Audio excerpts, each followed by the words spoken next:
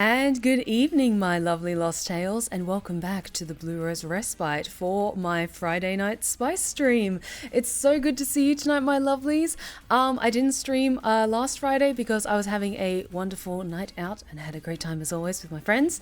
But we are back and we're playing more Baldur's Gate 3 tonight. We are continuing the tale of Rosamund, the Sanguine Singer. I love this toxic bitch so much.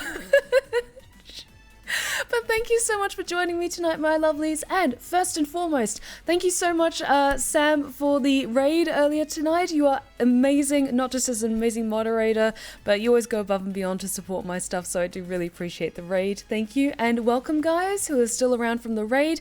Perfect timing, we are just starting tonight, so make yourselves comfortable, and I hope you enjoy yourselves. And a big thank you to White Tiger 99845 for your 3-month resub. Thank you so much for the resub. I really appreciate it. Thank you. Thank you so much. And Paciencias, thank you so much for the 5-month resub. Hi, and hi to you too as well, Paciencias. Sorry, Paciencias. Apologies if I mispronounced that, but thank you so much for the 5-month resub. I really appreciate it. Thank you. Oh, you're amazing, my lovelies. Yes, Sam is a mod here. Sam is a mod here. They have responsibilities here. And how are you, my lovelies? How has your week been? I have been so busy today. Just a lot has happened over the past couple of days, and there's a lot of stuff that I want to get going and get working on. And so that's why I was so excited to announce that now I have a Cameo account. So if you want a personalized message from either myself or one of my amazing ASMR characters, then you can request it. I believe in my descriptions or on my socials, if you put !socials, then it'll come up with my direct me link that has all of my social links, including the one to my Cameo. So if you've ever wanted a personalized message, whether it's some words of comfort or a birthday greeting, or even sending it as a gift to a friend or something like that, if you know they like my stuff, then you can now do that. I was absolutely floored that on my first day of announcing it, I already got some requests, and I filmed those before going live tonight, and I had a lot of fun doing them. So I'm not sure if whoever requested them is watching tonight or might be watching the VOD later, but thank you so much. I was a bit nervous about posting it or making one, but I think I'm going to be really enjoying making these for you guys. So, and it also, every little bit of it, every request just helps me so much more now that I'm a full-time voice actor and Twitch streamer and all that. It's a little scary, I'm not going to lie, but I'm very excited for what the future holds. Sorry, I've got a really bad hangnail and it's annoying me. Ah! Oh, thank you so much, my lovelies. Thank you. Oh, I now need to do that. Now I need to set up a bot thing so that it does ! Cameo, and that gets sorted. So, memo to me, fix that over the weekend. Also, my lovelies over on my Discord have been voting, casting their votes on what we're going to be playing for my new Monday Macabre stream, because I'm no longer streaming on Sunday nights. I'm going to be switching that to Monday nights instead, because the stage combat workshop that I want to do on a weekly basis only happens on Sunday nights. So I want to prioritize my training and getting all as much experience as I can with stage combat. So it's just a slight shift. We're just going to be doing it on Mondays instead of Sundays, but we're still going to be keeping it nice and spooky. I'm doing good. I beat Raphael yesterday. It was so much fun. I only have a few more quests and then I'll be at the end of the game. I'm not ready for it to end.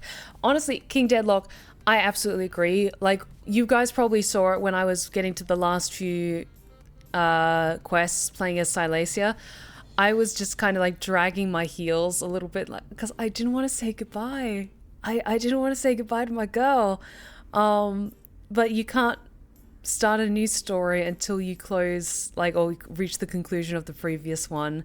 So keep that in mind, because then when you get to the end of the story, you can wrap things up with the epilogue and everything like that, and then you can start a new adventure. Try a completely different race and class, maybe make different romance options, dialogue options to like explore things that you didn't get to explore before. And that's exactly what we're doing with Rosamund.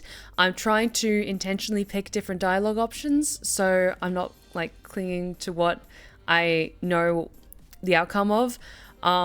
But I'm very, very excited to see what lies ahead for Rosamund, my dark urge. I've been loving people's reactions to the TikToks and the reels that I've been posting of little snippets from my stream, because the people who are like following along or watching me live playing the story, they're like, oh god, I remember this moment, like oh my god. And then there's people who are taking it completely out of context, and they're like, okay, but why is Rosamund's voice, why are you doing Rosamund's voice like that? And can you keep going, can you keep going please? Which is wonderful, makes my heart very happy. I'm not doing too well, to be honest. I'm waiting for the stream because your streams are so positive vibes and I need them at the moment. Oh, Scaracomi, I'm so sorry that things are not going well at the moment for you, but you are more than welcome here to just chill with us. If you want to just lurk for a bit, that's totally fine as well. Honestly, it's like you guys, the amazing chat, that help keep this community just like fun and inviting and welcoming to newcomers. And I try and keep these things very nice, very chill, like everyone's very well behaved here. So I'm really, really glad that you feel so welcome by my community and you just want to chill with us, have some good time with us, and it's all good. Now we know that Larry and are working on a new original game, I'm very curious what it will be. And of course, I'm hoping that you'll be in it. Joe, honestly, it's an absolute dream. I would love to work with... I'm assuming Pit Stop Productions will probably do the mocap for them as well. It would be a dream to work with Larian Studios in any capacity. So that's a big reason why I'm devoting so much more time to stage combat, and later in the year when the mocap school that I want to go to opens up more classes, because I had some classes opening up for this month, but just the timing didn't work out. And I just want to get slightly into better shape so I feel more confident in the bodysuit and everything like that. And so I'm hopefully going to do that this year, do some proper mocap training and hopefully get to do mocap stuff in the future. I'm very excited about. No, Scaricum, you're going to make me cry. You guys are so positive. Damn it. Oh, I've had a pretty busy week as well. Work has been kind of hectic, but I've also been working on something very special that I can't wait to share with everyone in the respite. I'm super proud of it. Can't wait to show it off. Oh, Weaver, I can't wait to see it. Hell yes. Oh, curious question. What does the Blue Rose Respite interior look like? I've kind of always imagined it as like a speakeasy sort of environment, somewhere between like a library, like an overgrown library, and like a speakeasy that you would find in somewhere like Romania or Edinburgh, like somewhere like in a really old city, or somewhere that's maybe close to like a really dark forest. So like you would step in through the door and you don't even know how you got to the door, but it's like, it's not even like there's pillars. It's like when you look at the ground too much, it's like there's trees that are like growing up into shelves, and there's like the bar with all the drinks and everything like that. And Thin White Duke, thank you so much for the subscription. I saw you followed me recently, so welcome. Thank you so much for joining us tonight.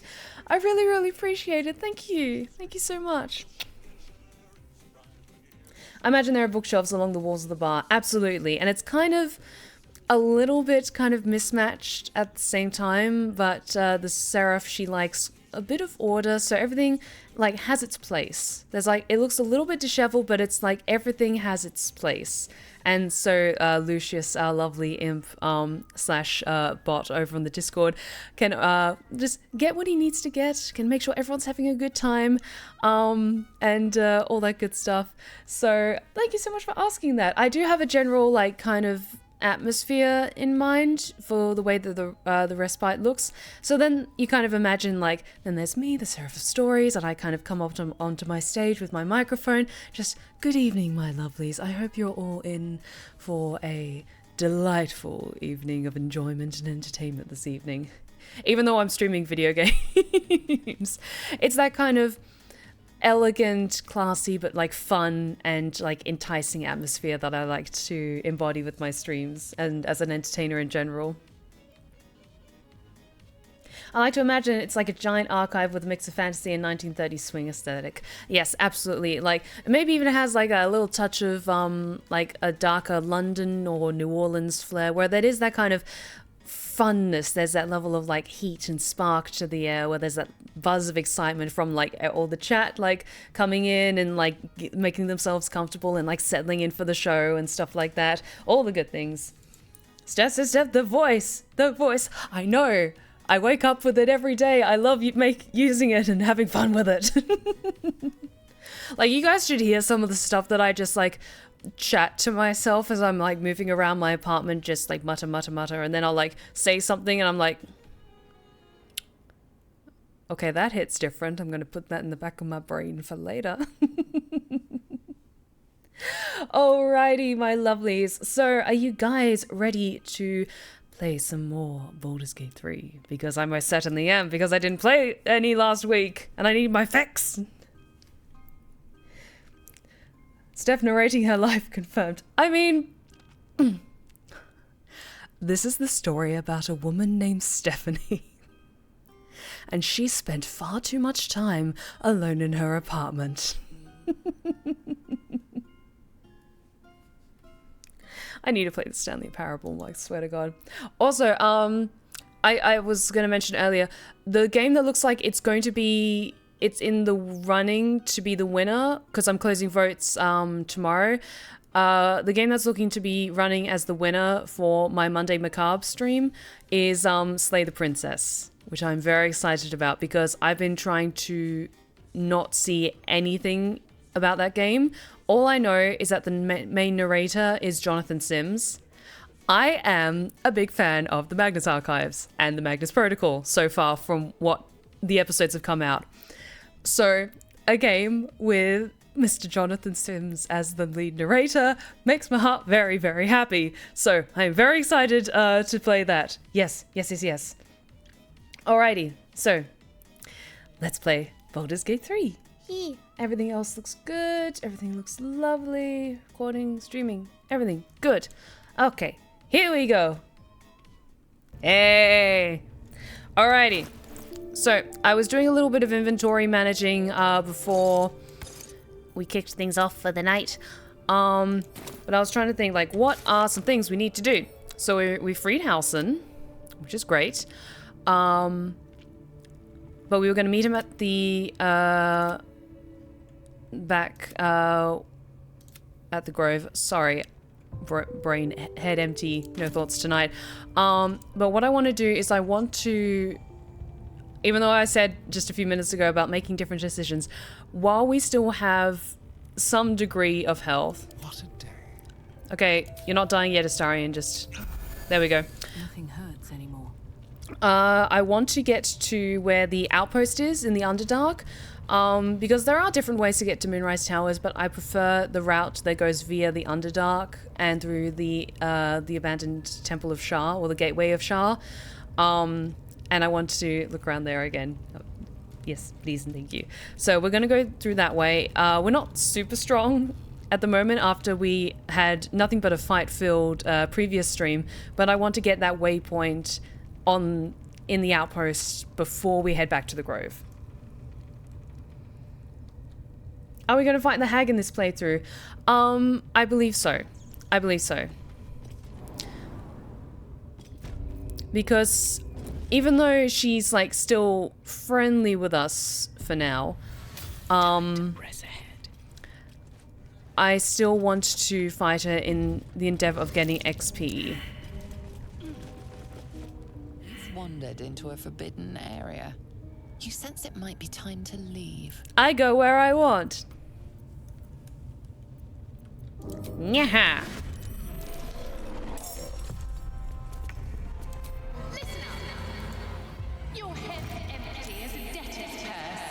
Okay, I do love that she's just standing up there, declaring these witty words for all to hear. I'm ready. Like she's the most devious bastard in New York City.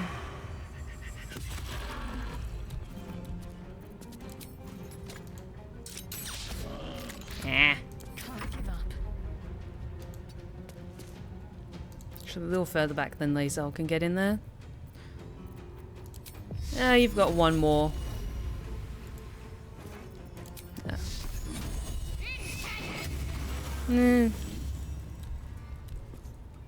Victory awaits. Oh, of course I want What We Do in the Shadows. Absolutely. I haven't seen the most recent season that's come out, but my god, do I love that show.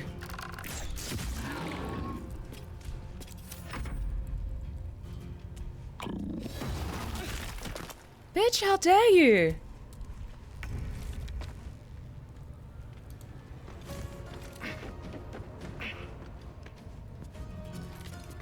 How very dare you?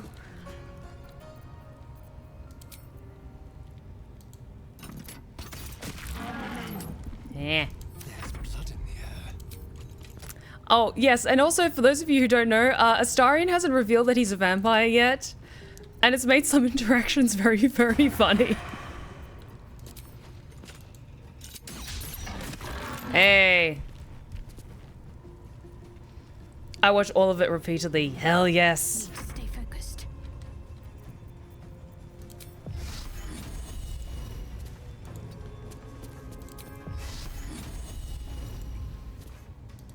Can you see them if you get to there?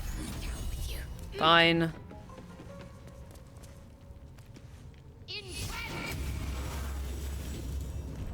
There we go.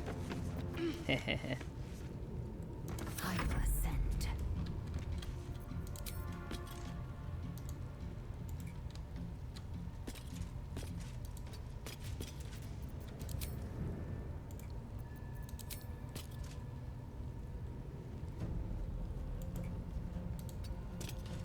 We get a little bit. There we go.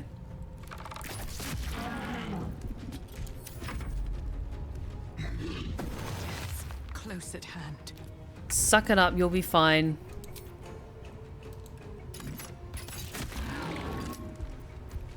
I might just move you a little further back though. Let's turn someone inside out. Oh, do you promise, darling? Yeah. No time to rest. If not over, then through. I have 1 hit point left. My god. Don't mind if I do.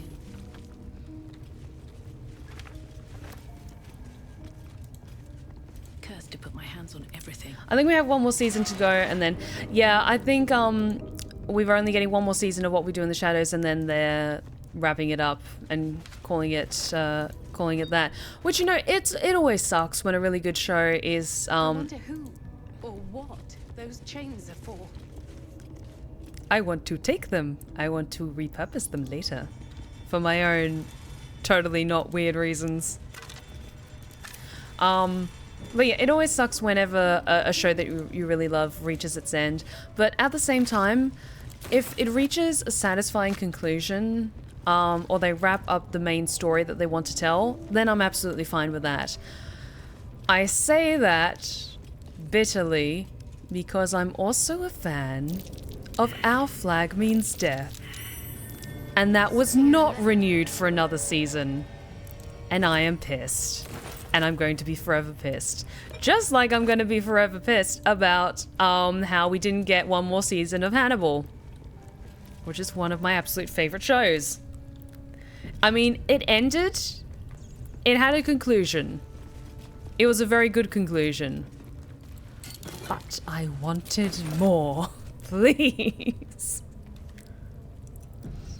I know, like, why? Exactly, Saber Greg, you get it. Also, thank you for the follow. Welcome to the Blue Rose Respite. I'm glad you could join us this evening to hear me just talk about my favorite TV shows that were cancelled.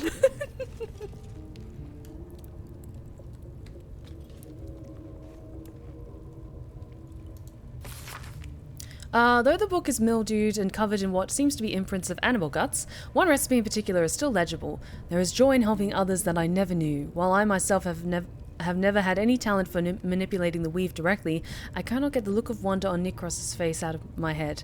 The look he had when he imbued this potion. It fills my body with a soothing electricity I had thought impossible. Elixir of Arcane Cultivation, Vitriol Weave Moss, Sublimate of Belladonna. In small doses, add the Sublimate to the Weave Moss Vitriol, being careful to mix thoroughly until both extracts are seamlessly combined. Shudder on a low fire or leave... Is that supposed to be similar? Shudder on a low fire or leave in the sun until the arcane energy becomes tangible. I've never heard shudder be used in the context of a potion being brewed.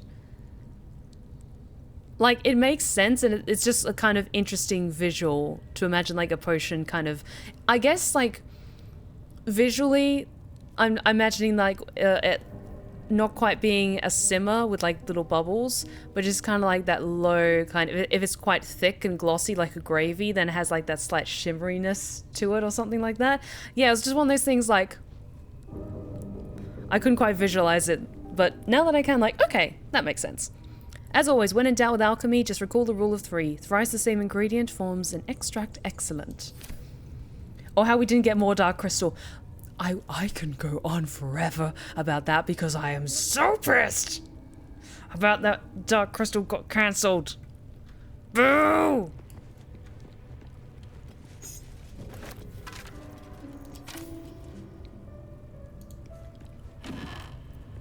Ooh, yeah.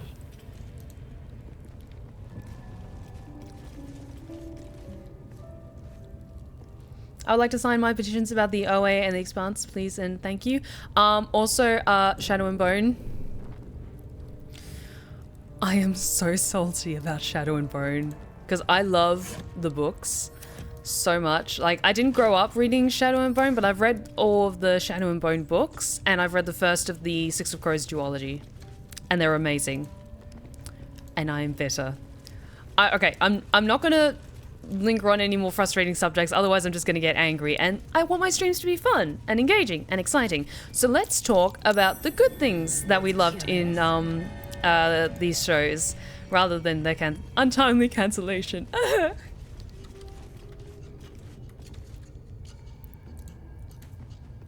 But I am a huge fan of Hannibal, and to this day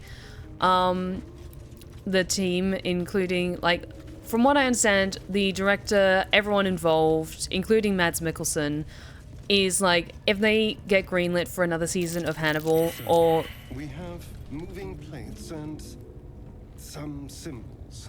Indeed we do, my love. There's also a quicker way to do this puzzle. Something over there. Thank you for spotting that, Shad Hart. I was just going to get to that. But yeah, at the drop of the hat, if Hannibal got picked up for another season, or one more season or a couple more seasons with a different network, then Mads Mikkelsen is pretty much just, like, on board to come back as Hannibal Lecter. Because he just, like, brought so much to the role, and he is just flawless as the character. I love the guide and Nadia. Oh my god. Also, question: how does one go about going to the disc? Could you clarify? Oh, the Discord, you mean?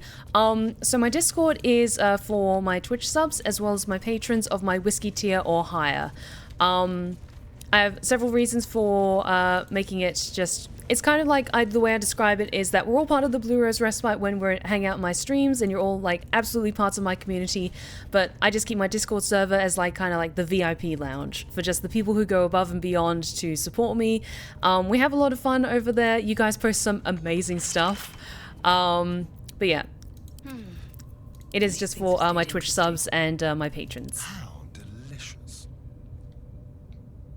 Dude didn't just kill the character, he slayed. Honestly, I rewatch Hannibal from start to finish maybe like 3 or 4 times a year, if not more, because I just love it so much. It's so weird. Like, I think I might have posted on Twitter about it, but there's some episodes when you get to, like, I think it's season 3, before Hannibal goes to prison, where there's just some episodes that are so buck wild, like when the like some episodes after the Masons are introduced, that I'm just kind of staring at the screen like, oh yeah, I forgot about the horse episode. If you know, you know. Oh god.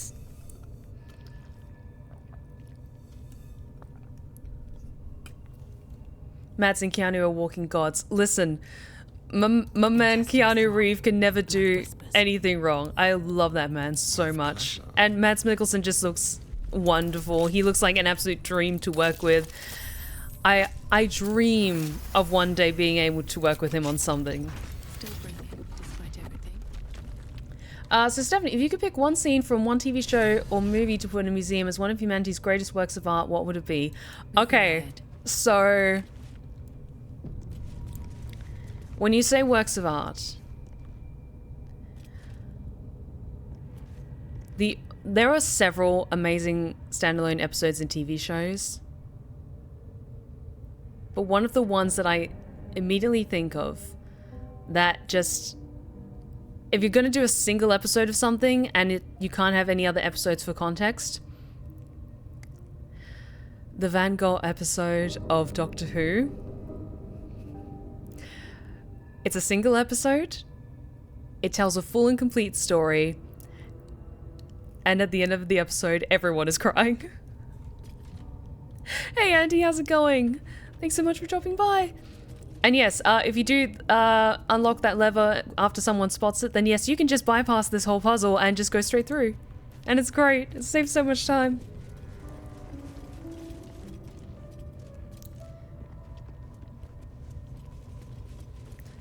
I hope it's Stephanie herself into that museum. Oh, Sam, you're so sweet. Thank you. Into the darkness we go.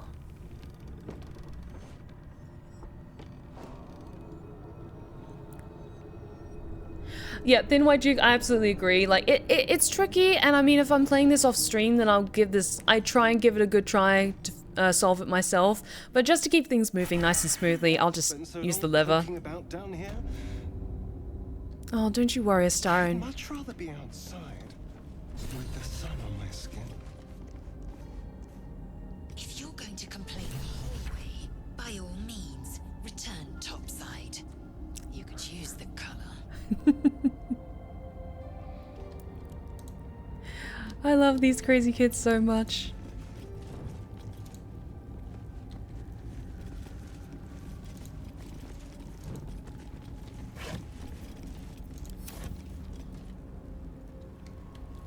The narration from the curator as he's just staring at his works and just tearing up. Yep, absolutely. Like, and they cast Bill Nighy as the museum curator who describes Van Gogh's work. And Bill Nighy has just such a wonderful, comforting voice where it's light and playful, but it's so sincere. That's one of the best ways I can describe his voice, is the soft sincerity when he's speaking about something with passion is so good. It's just so good. Like, I'm not an avid Doctor Who watcher. I used to watch it, like, quite religiously when it was from Christopher Eccleston with the revival. Watched all of David Tennant's, and then I kind of fell off the bandwagon when, like, halfway through Matt Smith's season. I don't know, I just couldn't get on board with the writing so much anymore, and I just stopped watching it. And I want to watch the newer seasons with the new Doctor and with Peter Capaldi, but I don't know, it just doesn't hit the same for me anymore. I'm just gonna rewatch Hannibal for the up billionth time. Ooh, nice spotting.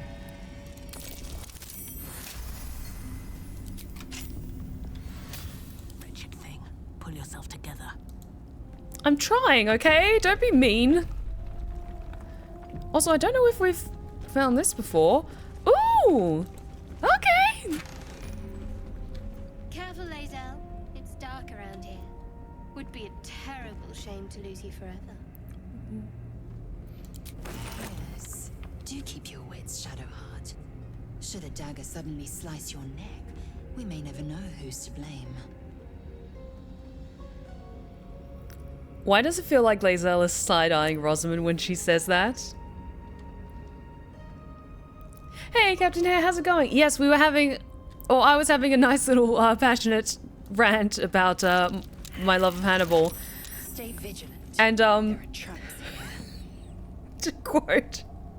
to quote me from my Wednesday stream, because Scarlett was joining me for the stream, and we just had a conversation. We're having conversations. She was giving me shit about the thirsty edits that I send her on TikTok, and she was just like you just run headlong towards red flags, and I just went, bitch, they're not red flags, they're blood orange flags. I would personally call my crush on Mads Mikkelsen as Hannibal Lecter as a blood orange red flag. Oh god. Steph is like a bull, she charges towards red flags. Sometimes. Fun fact, I sat behind Mads Mikkelsen and his daughter in a bus once in Denmark. That is amazing, Captain Hare, and I'm totally not at all jealous. That, legit, that is amazing. That is so cool. I didn't want to disturb him. Honestly, absolutely. Especially if you spot a celebrity and they're out with either their partner or with family, it's always good to just not go up to them. Not disturb them, because they're probably just going about their day, focusing on what they're doing with the person that they're with. And so yes, good call not to come up to them, but just savor that moment. I've told the story about how I was less than 2 feet away from George R.R. Martin, right? It was a similar thing where I kind of internally was screaming, but I didn't say anything to him. I didn't want to bother him because of the context of where we were at the time. It's heavy. Fine. Laser, I'm gonna need you to be the pack mule again with all this shit and I'm carrying, because I want to look at this armor. Okay, you're fine. But we're almost level 5. Yeah!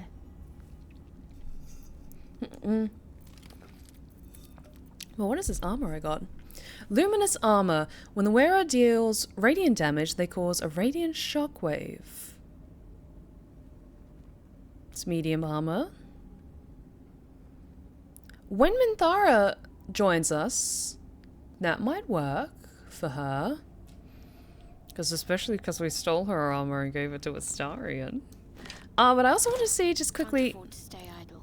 Is that better? I mean, it's not exactly flattering at the moment until, I give it some proper dye, but... I mean, we're doing this on Tactician mode. I need all the best benefits I can. Oh, no, wait, you're not... Are you not proficient in medium armor? Let me just check. No, you're proficient in medium armor. Maybe it's, in referring to me. There we go. I'll give it to someone else in, a second. Or if Minthara joins us, then I'll give that armor to her and dye it so it's more aesthetically appropriate. Got a long road ahead. With haste.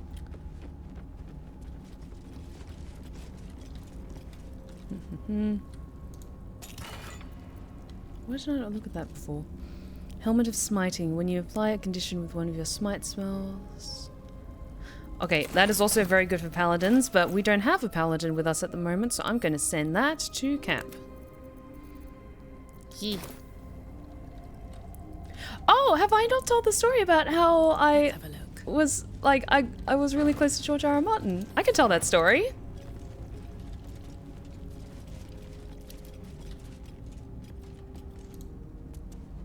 My other brush with a celebrity has been casually walking past Michael Laudrup, legendary footballer, when he was directing some movies. That's really cool. Yeah. So yeah, I'll tell the story about how I crossed paths with George R.R. Martin. So, when I was mid-20s or something like that, I was on holiday with my mum and my sibling in the States, and I had to go back to Australia early because I had to sit my university exams, so they were going to stay in the States for a little bit longer, and then I got an earlier flight back to Australia. So I was on my own traveling from somewhere in the States, and I believe I was stopped, it was like a layover flight in Houston. So it was an airport somewhere in Texas. So I was waiting there to board my flight, and it was 3 o'clock in the morning. So it was like a transfer flight. And then the flight I'd be getting on would be to go from Texas back to Australia. So I was just chilling in the lounge, just waiting to get called up. And there was only a handful of people taking this flight. And there were some people sitting away from me, and I was sitting on my own. And then the time comes when they call people up to, you know, start boarding, but because it was a relatively small flight, they called everyone up at once. It wasn't like, okay, first business, like, and then everyone else. So they called up everyone at once, and I got in line behind this man who's like quite a bit shorter than me, and he's wearing, he's like shorter, he's with his wife, and he has this kind of greyish wispy hair over his shoulders and a little kind of leatherish cap. And so I'm standing behind him, and I'm a bit taller than him, so I can see just from where I'm naturally standing over his shoulder at his passport that he's holding out to get checked by security. And then I noticed the name on the passport is George R.R. Martin. And so I was standing in the queue to board this airplane right behind George R.R. Martin, and I think there was a point where I met eyes with him, and I think I was kind of like a little bit still buzzed with excitement. I didn't say anything because it was 3 o'clock in the morning. He was with his wife. I didn't want to be an idiot, and so he went off to like his seat in first class. I went off to economy. And it was just one of those things like, okay, we're on the same flight together. That's really cool. And I can't believe I got to get that close to him. Just kind of like buzzing in my seat. And it was really cool. So yeah, that's my little story about how I got in like super close proximity with George R. R. Martin. And it was amazing. Oh, Minotaur.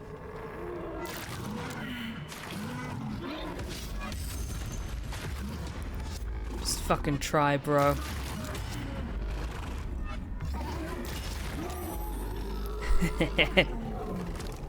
Careful.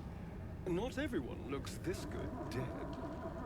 What do you mean by that, Astarion? What do you mean by you're dead? You haven't said you're a vampire. What do you mean by that? You should have pestered him to finish his books. I know. I could have just like leant down, whispered in his ear, like, so when's the next book coming out? And then just like completely ruined his night, but no. Goblins are such vile parasites. Not the vilest any of us have seen of late, unfortunately. Okay, what was that book though? I would have broken down like a clock slammed against the wall. Yeah, I could see that happening. Yeah, my brush for the celeb was seeing Ron Perlman at a convention and seeing Jesse Cox in another convention before the Ron Perlman one. Okay, Ron Perlman is one of my like go-to celebrities that I absolutely adore and I want to work with, and I admire him so much. Like, I just love that man so much. I respect him and his craft so much. I want to meet him one day so badly. He just looks like the coolest badass ever. He just looks like such a cool guy to get a beer with. And I want that to happen one day, please and thank you.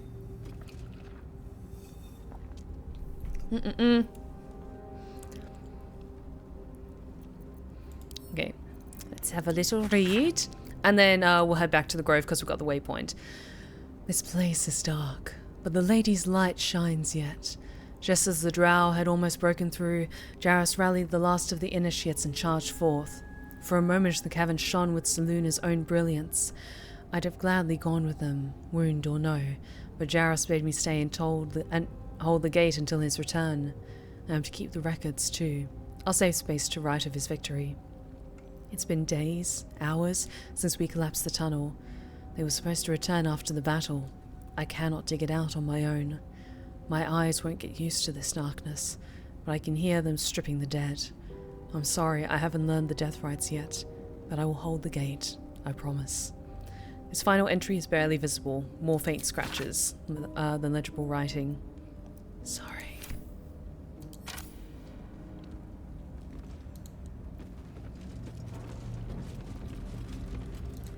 It wouldn't surprise me maybe if Ron Perlman... Actually, yeah, that's probably a legit thing. Ron Perlman also inspired me to be a voice actor because I was just in awe of how incredible his voice was. Because I'm just trying to think of what characters in particular... Okay. Am I going to say this? Yeah, I'll say this. So, the first time I heard Ron Perlman's voice, and it kind of like hit... You know when you're like an adolescent and like a voice, like you realize like that that makes my brain do funny things. Why is that different? And it's like, you know, the timeline shifts and then like everything changes.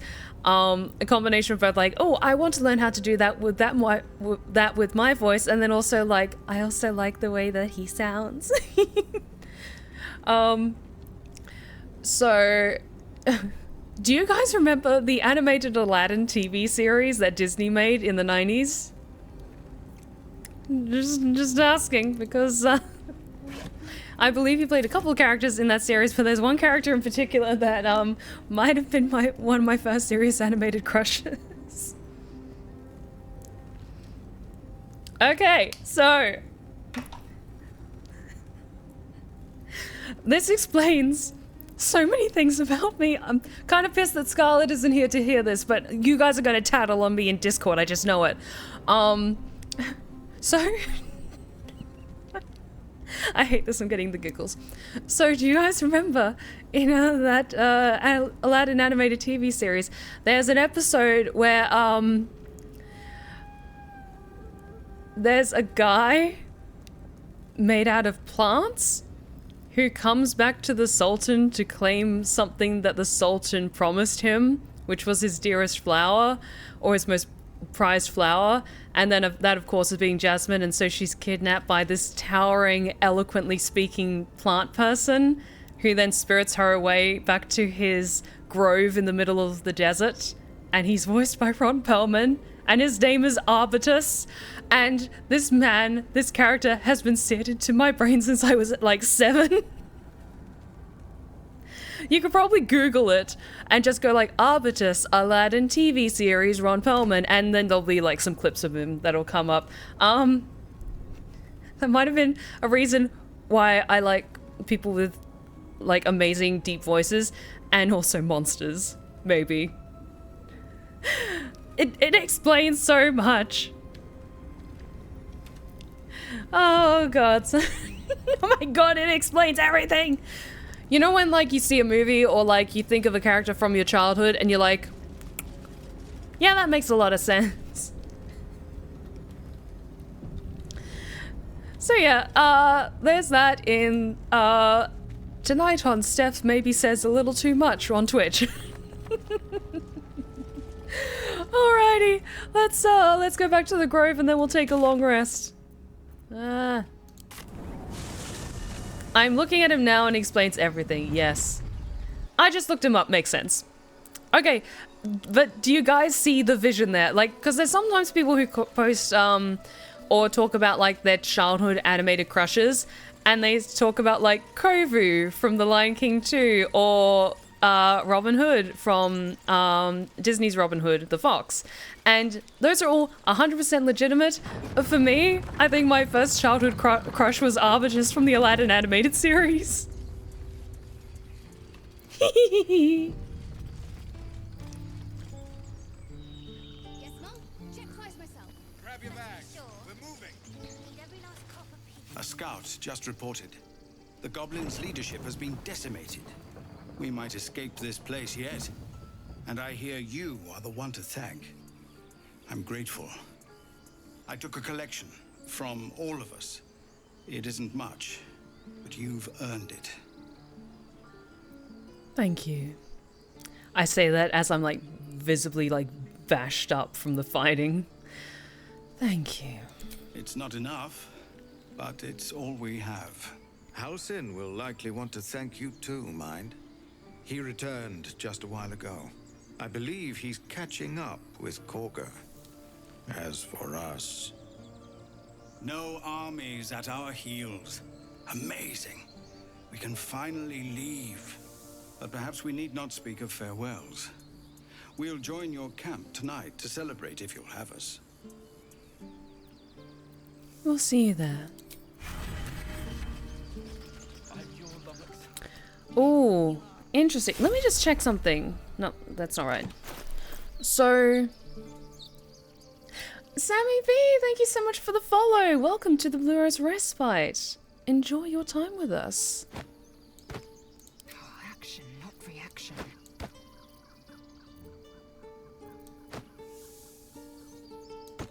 You could just carry that for me. Dull moment. So I'm looking at who I have the strongest connection with.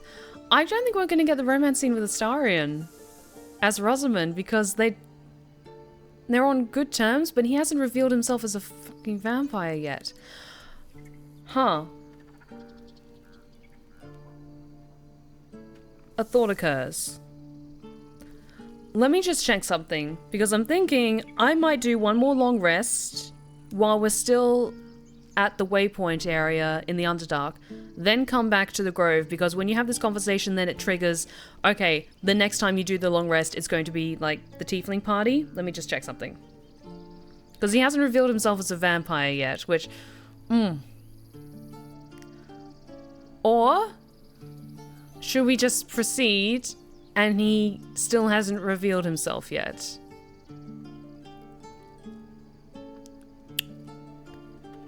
Interesting. Interesting. Hang on.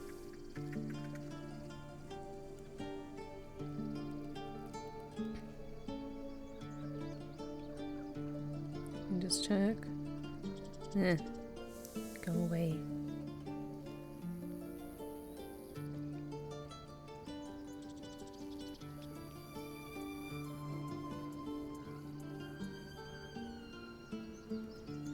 So I want to just double checking what the thing is for recruiting Minthara.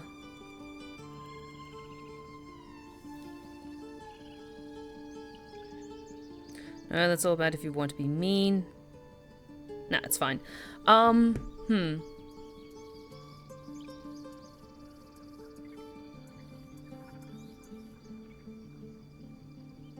Nature Dad will not be happy about Arabella, which was obviously totally Corker's fault. It was. Don't know what you're insinuating. Not in the slightest.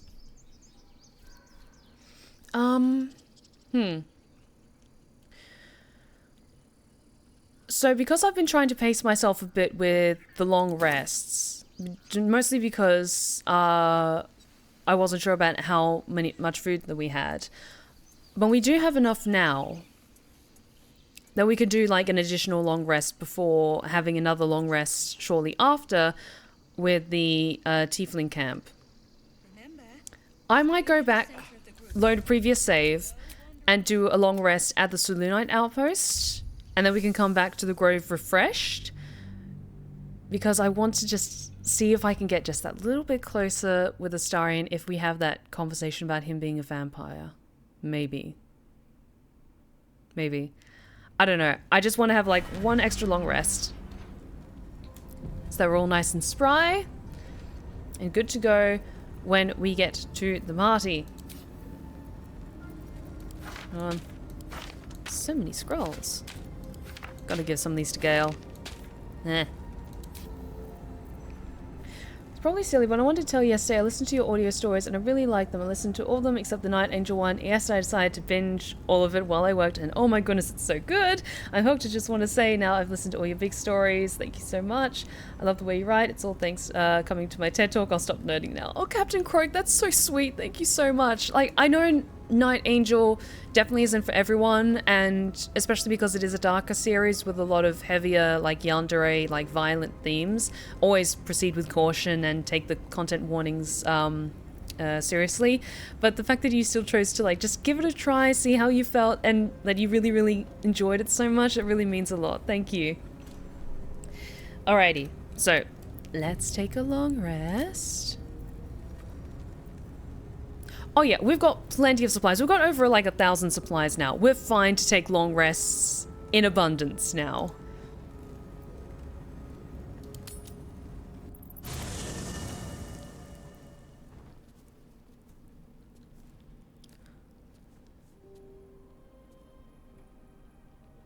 Oh no. The air is heavy. Moisture drips down your forehead. Pain shoots through your fingers. I think she checks for any sign of blood or anything else. Your finger traces the arc of your lips. Wetness, sweat, blood, and saliva mixed into one viscous liquid.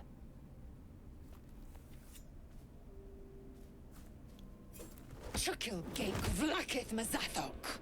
Can you feel it crawling through you? Tendrils squirming in your chest, gripping your heart, piercing your belly. Your bones popping, your flesh swelling. I can. I see it in you. I feel it in me. We are lost. I will be quick with my blade. First you, then the others, then myself. Your minds intertwine. You sense a touch of uncertainty, a touch of disgust. See, chat, this is how I know that you are individuals of exquisite taste. Because at this moment with Lacelle, like, when holding the dagger to your throat, immediately you're just like, well, hello, mother. Evan May, hey, how's it going? Welcome. What am I better in? No, I'm good at persuasion. We're just exhausted. Lower your blade before you do something foolish.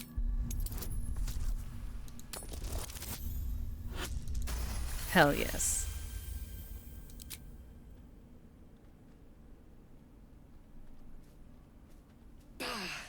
I cannot trust my own mind. So it seems I must trust yours. I will wait. But know this. I am watching. If the sickness does not pass come dawn, I will end us all.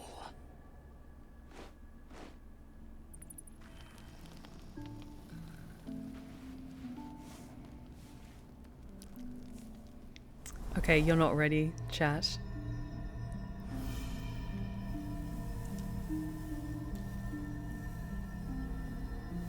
Remember how I didn't let you see who I was making? Time. You are transforming.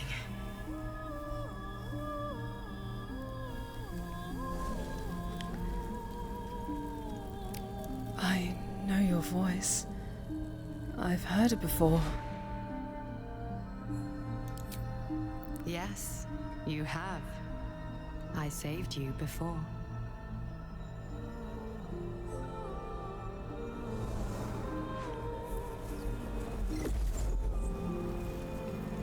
And I'm here to save you again. Don't worry. You will not become a mind flayer. Not while I'm around. I'll protect you.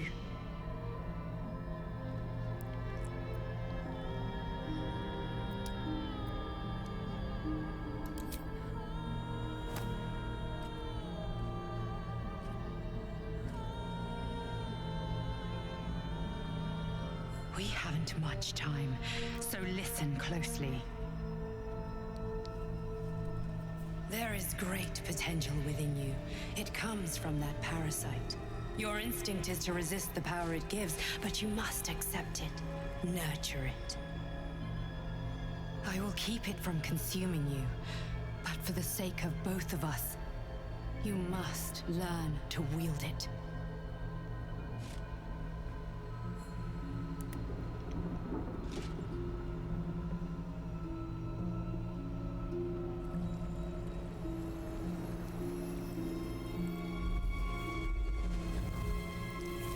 Oh, it's so cool.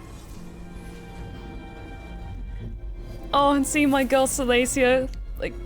A fight for the fate of Faerun. A fight we are losing. For now. You can change that, but only if you embrace your potential.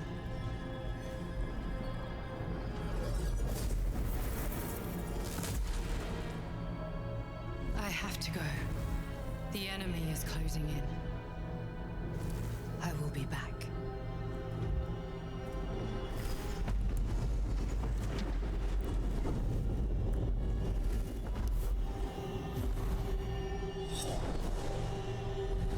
Wake now. You'll feel better.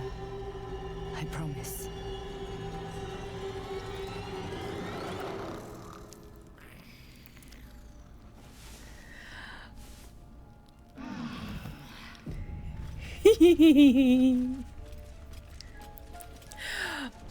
So you know how you like pain, my lovelies? Oh, I am so evil, but it just makes my heart so happy to see my girl Silas here again. I missed her so much, and I was like, you know what? I've seen this as a thing that some people are doing with their tabs for like ones that either romance the same character or they just get really attached to a previous tab from a previous save, and they just bring them back as the dream guardian. And when I decided to do like Silesia and depict her as roughly how old she would have been when I did the epilogue with her and Astarion, like I wanted to age her up a little bit more so she does look more mature and a bit more world weary. And oh, my heart hurts because when we get to that point in the story, it's gonna be so painful.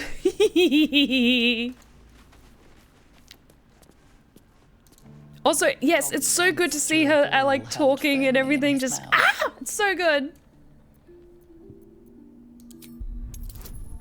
Sleight of hand. I'm good at this. Yeah.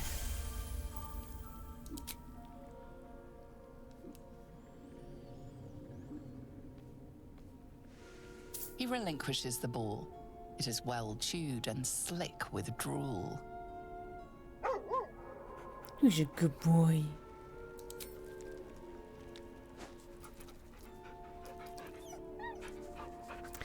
Oh. But I'm just so sentimentally attached to Silesia, I might just make her my dream guardian in all my future games.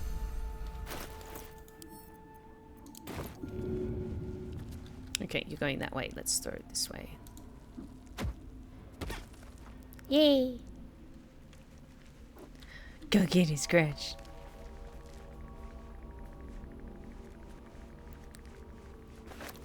Yeah. Okay, now let's go back to the grove.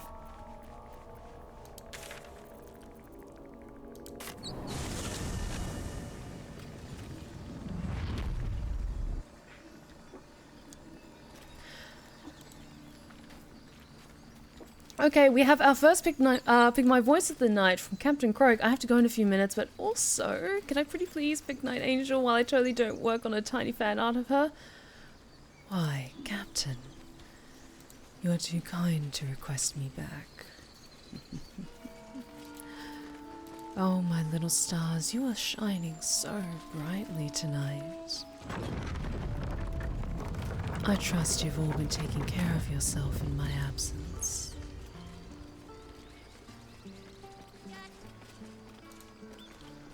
Though I am never far. A scout just reported. The goblins' leadership has been decimated. We might escape this place yet. And I hear you are the one to thank. I'm grateful. I took a collection from all of us. It isn't much, but you've earned it.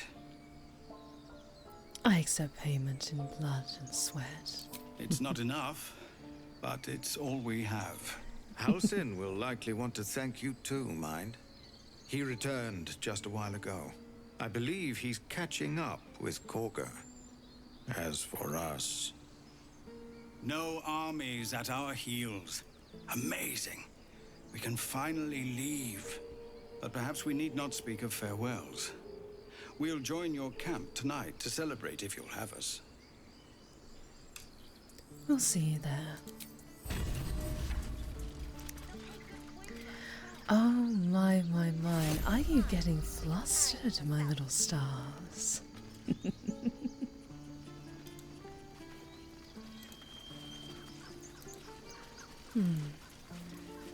I have to say, you are all so eager to hear the next chapter of my tale. Well, it'll come eventually, I'm sure. Patience is a virtue, after all. What's next? Oh, enough waiting. I crave blood. I like this one. Eager for battle.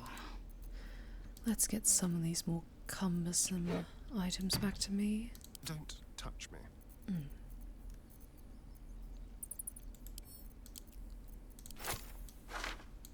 What's next, I wonder? Mine's never quiet. There we go.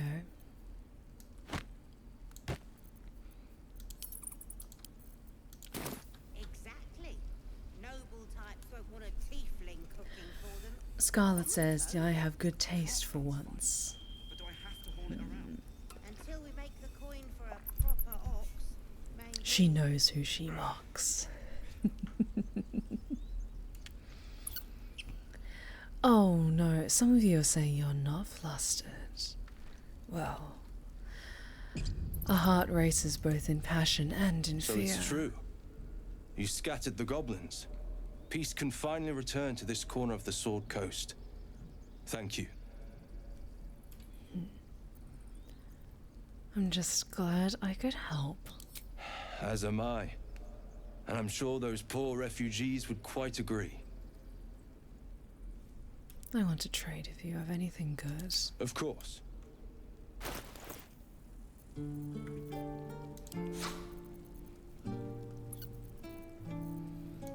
Let's try and sell some of this useless junk.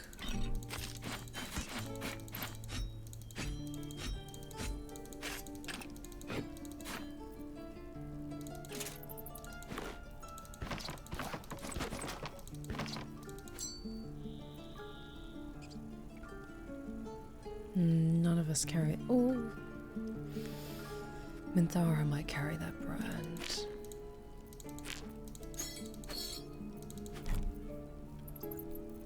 Let's see, is there anything else? Everything else seems important for now.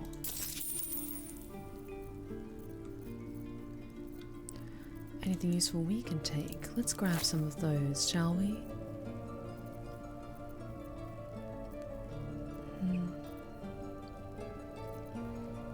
Everything else looks fine for now.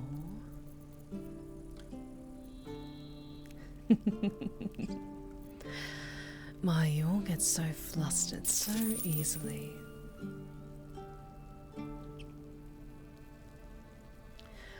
Oh, Scaracomi, I appreciate all offerings in my likeness.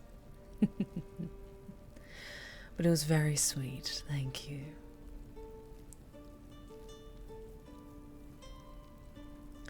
I do appreciate poetry in all its forms. Thank you, Weaver. And with that, we come to the end of that Pick My Voice. So thank you so much, Captain Crow, for requesting Night Angel, who is delicious as always. Alrighty. Well, that's looking better. Sell all this useless junk. May you keep balance. Also, I'm thinking, since we haven't got like a super strong connection with Astarion, he's probably going to be a salty fucker. We might have a little romance maybe with Lae'zel, because she seemed quite eager to get closer to us. But as for the others, maybe not. We'll see how the party goes. But Rosamund hasn't really hit it off with anyone in particular in like that kind of way to that level other than Lae'zel.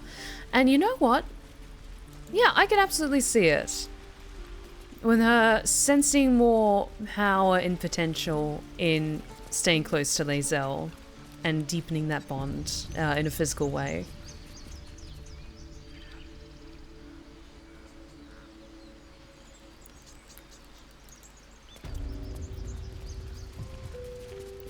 Hi, Halson. Hopefully you're giving her a good reprimand. You took it upon yourself to undertake the rite of thorns? To spill blood in this sacred place? It would have been easier if you just died, Korga. Now I have to hear excuses instead. I owe you nothing. Goblins swarmed us like roaches while you stumbled after the past. You chose to abandon us. I chose to protect us. Silence! The rite has been ended. I was going to show leniency. But Korga, a child is dead because of you. A thief is dead. She stole the idol, befouled the grove. Enough! If anyone befouled this place, it is you. By sowing division, hatred, death. As for the idol, it's nothing compared to a life. A mere object next to one of nature's creations. You show no pity, no remorse. I cannot absolve you. Nature will determine your fate. Whatever happens to you next, know that it is the Oak Father's will. Now get out of my sight. There is nothing more to be said.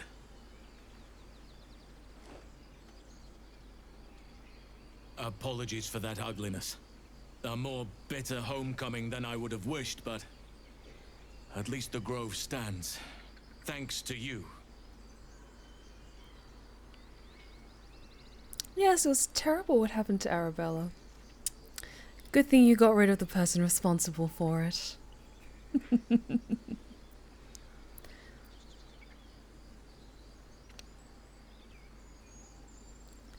I watched that child die because of her. She deserved far worse than that. Her punishment is only just beginning. Trust me. The grove stands. Nature prevails. And again, I am in your debt. Speak to Wrath. He will reward you for your efforts. Okay. What happens next? The journey to Moonrise Towers. And all the dangers that entails. But that's tomorrow's problem. Take some time for yourself tonight. Rest, celebrate. Come morning, I'll be by your side.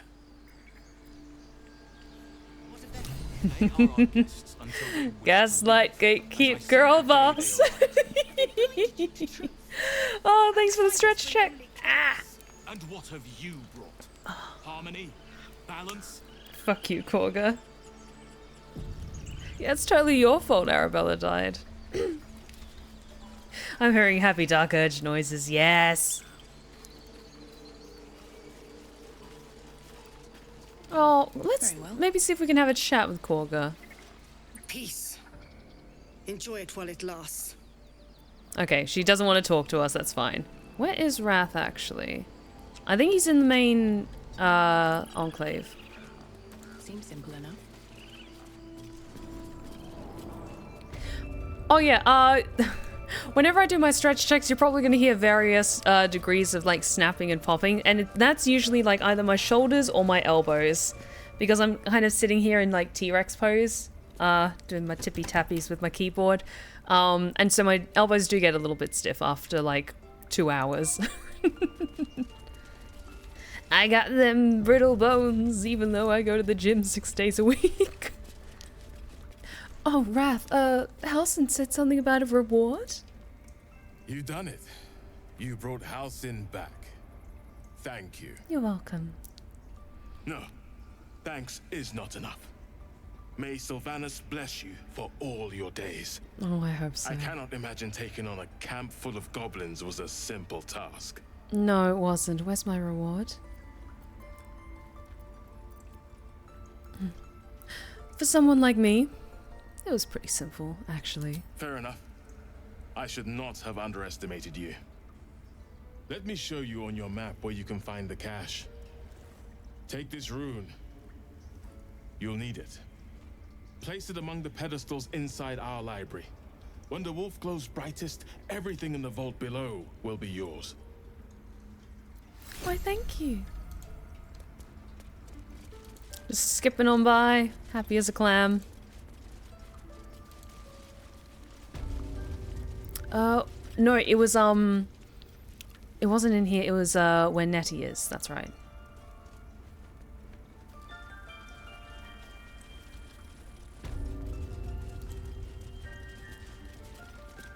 Why is that bird on the fucking ground? Oh no, it's fine. Hi, Nettie. Blessed day. I was worried I'd never see Master Halsin again. You kept your word. Thank you. You're just lucky I didn't swig that poison. Ha! Look, I'm sorry. I didn't know what to do when you told me about that tadpole. Thanks are fine. A reward is better. If you're looking for coin, you're out of luck. I'm a healer, not a moneylender. But here, to mend any hurts. That's more like it.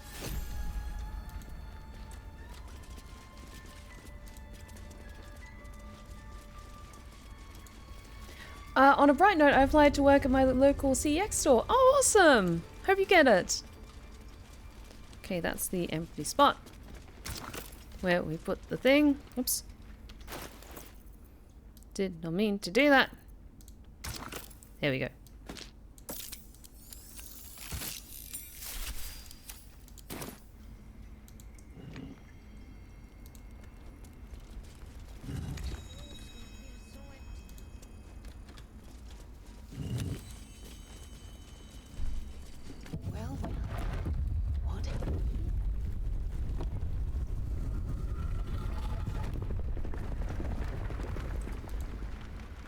There we go.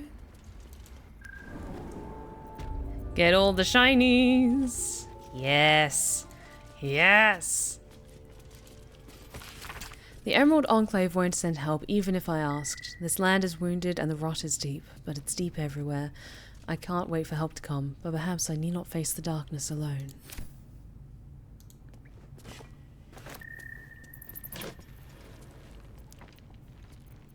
Take all of these. That robe will be good for Gale. More spell scrolls. More poisons. And more potions. Good. So, just while it's fresh in my mind, I have a lot of potions. So let's divide those up a little bit. Eh.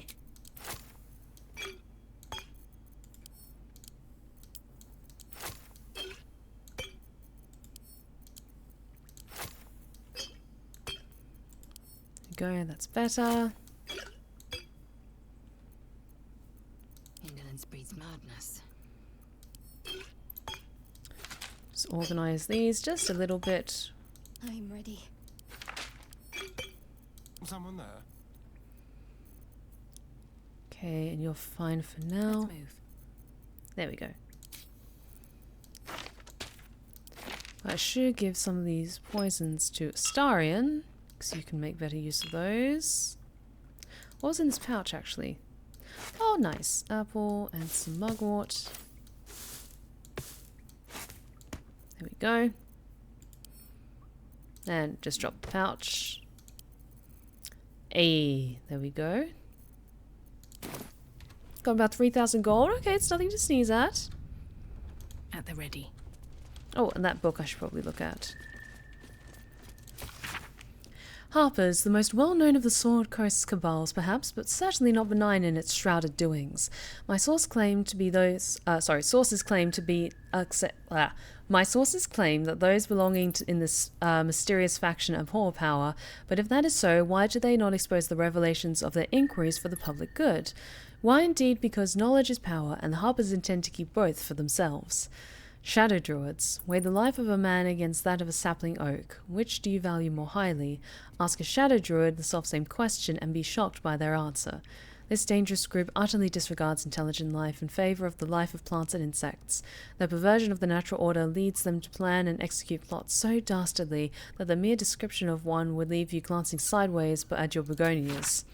The Order of Clerd, the least known and accordingly most dangerous of the secret societies I have researched, is the Order of Clerd.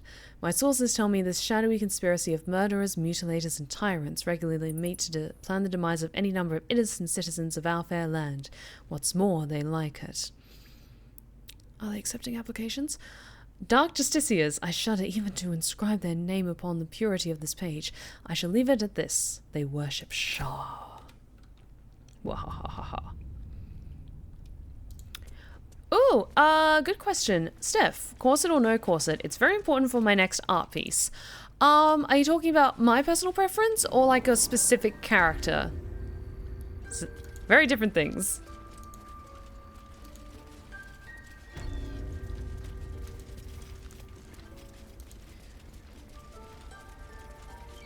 Yours, okay. So you might have seen on some of the posts that I post of the outfits that I wear when I go out to club events and stuff. I only have the one corset, and it is a underbust corset. So it sits under my chest, and it mostly focuses on my my waist, and it's called a wasp waist cincher corset. So it is specifically designed to exaggerate the figure even more and like pinch right at like where my waist sits, because I've got like an hourglass shape. So it gives me much more of an exaggerated silhouette. So I personally I don't have experience with wearing a normal corset that like sits over the chest. I only have like the underbust corset, but I really like the way that that feels and the way that that looks. But I should get like a proper overbust corset one time. So yes, I am fond of corsets. Okay, is there anything I haven't looked at yet for the Emerald Grove? Because we've done all of this. So I think we're good. And so then we might just head to back to camp. Oh, I want to talk to the stray jocks again.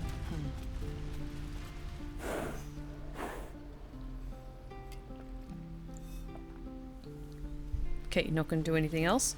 Fine. Because, yeah, everyone seems to be heading out. Oh, I have just noticed I've got quite a bit of poison on me, so let's give that to Astarion.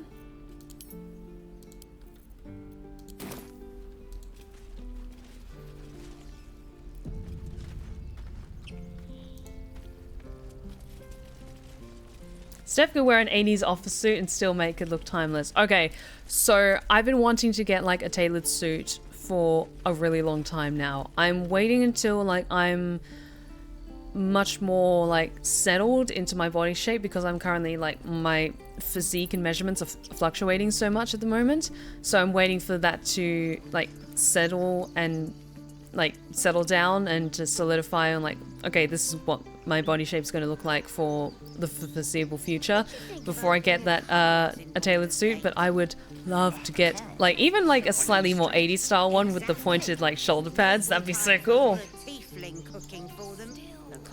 Oh, since we had a little chat about how terrible it was that Arabella's no longer here, how are her parents doing? One sorrow ended, the next soon to begin. Oh. Are you okay? I'd have let the goblins take me if it meant Arabella lived. Why even fight? Okay. Oh, I'm so fucking evil. Okay. So, fun little RP moment with Steph, because stay toxic. Rosamund, like, when that happens and she just sees Arabella's parents look so despondent. And there's a moment where the briefest thought of being genuinely compassionate passes through her brain, and then it's just overtaken by malice. And she goes up to Chimera, Arabella's mother, and she takes a gold coin and just gently places it in her hand and just looks her dead in the eyes and says, "I'm so sorry for your loss." And then just her smile, like compassionate smile, just lingers half a second too long, and then she walks away.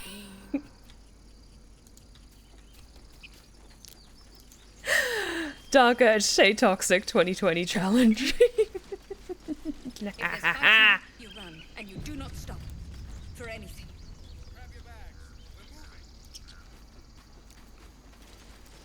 So much power! Also, Savik, I saw your question about asking if it's okay to draw me in like an overbust corset. Honestly, I'm fine with like any fan art and stuff like that. The only thing I ask is that it's safe for work.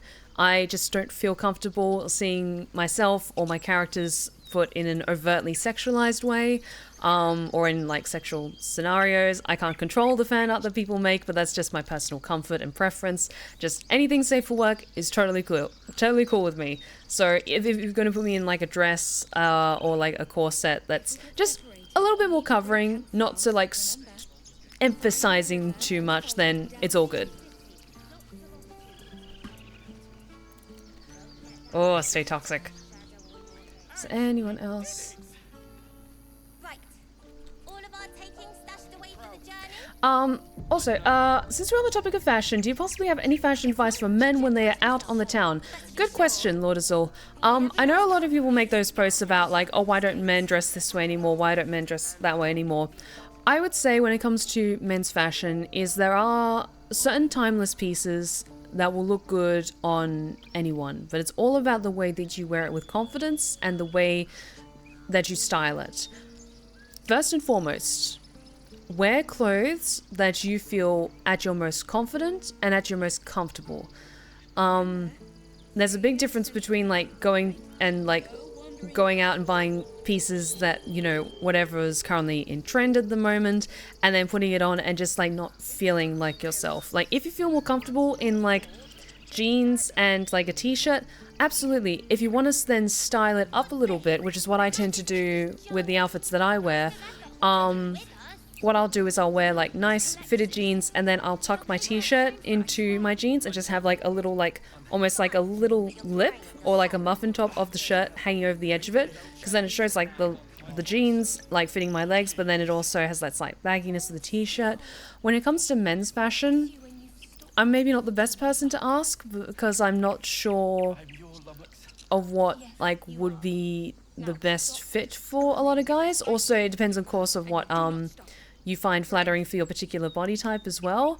I know there's lots of people on TikTok who do really good styling videos, but honestly, wear the clothes that you wear with confidence. And if you want to add like those little elements of styling, I wear quite a distinctly alternative look, but I also wear clothes that are quite monochromatic. So I almost never leave the house without my black leather jacket, my Doc Martens, and like a handful of my silver jewelry. But yeah, find those little pieces that feel like they help pep your spirit up and make you feel more confident, and add that like little personal flair to your outfit.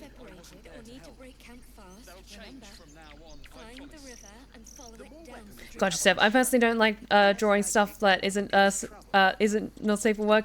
I like being comfy in drawing safe for work. Okay, cool. I appreciate that. Thank you. Non-binary advice by chance?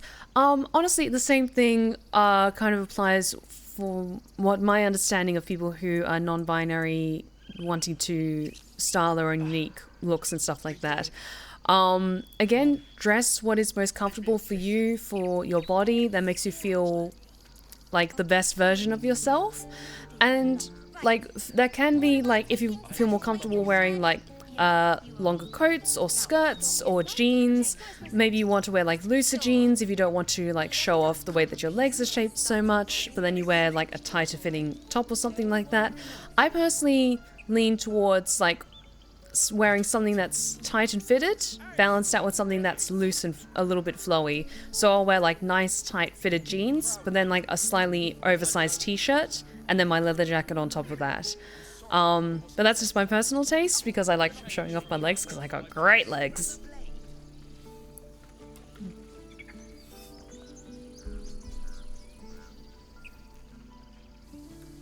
But yeah, maybe it wouldn't hurt to like look around on sites like Pinterest or TikTok to look for people who do styling that helps inspires you.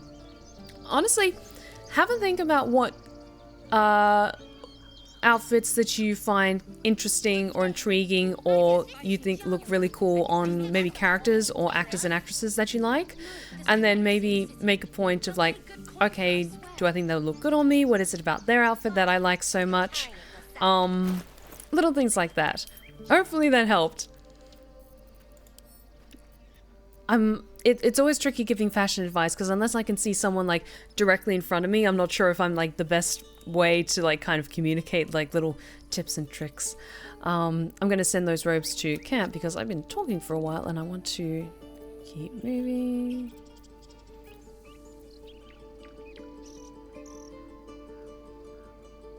Okay, that is a glaive.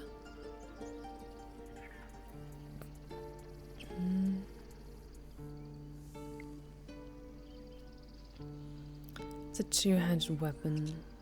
I might give that to Lae'zel, just in case. Here we go. So we're standing on cobbles in Baldur's Gate. Yes, I have legs for days, absolutely. But honestly, when it comes to dressing a particular way, is that your sense of fashion and your sense of style is something that naturally evolves as you get older. Like nowadays, I'm in my early 30s. I dress how I think my teenage self imagined that I looked when I was their age, but I just either didn't have the clothes or I didn't have like the knowledge on how to style things. But yeah, I feel like when you hit your 30s, you start wearing clothes that like your inner teenager like wanted so badly to look cool in, but just couldn't like afford or couldn't put together. And that's very much me. Like I love the way that I dress. I put a lot of effort into like having just a couple of key important pieces in my wardrobe that then I can mix and match as much as I want to. And I know what suits me and what doesn't, and all those good things. Oh, I actually have not noticed this before. Oh, that's right. She got revenge for her brother and killed that goblin. So, oh, is that the grave of her brother? I haven't seen this before. You killed the goblins. Hope you made them suffer. Oh, I did. I very much did. You've solved one problem for us.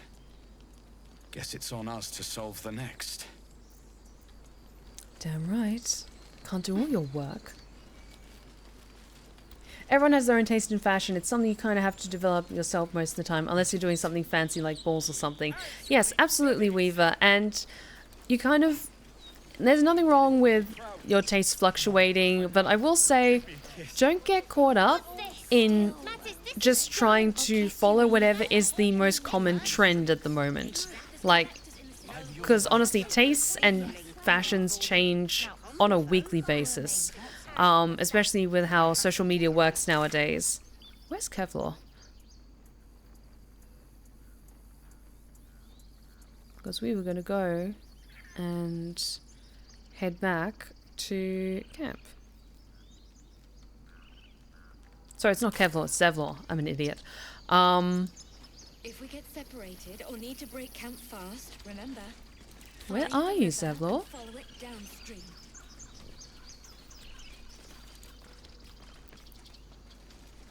Yes. Goex. Where is he? I thought he's up here somewhere. There he is. Yeah, let's head back to camp because we have all the resources we need to do another long rest so quickly. So yeah, let's head back. We're ready to head to your camp. Are you? This is going to be interesting. Let's go there right away. Excellent. Lead the way.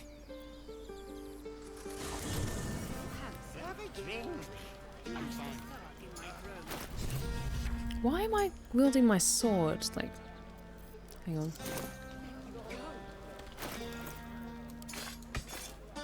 I'm just going to put that in my inventory because that was annoying me.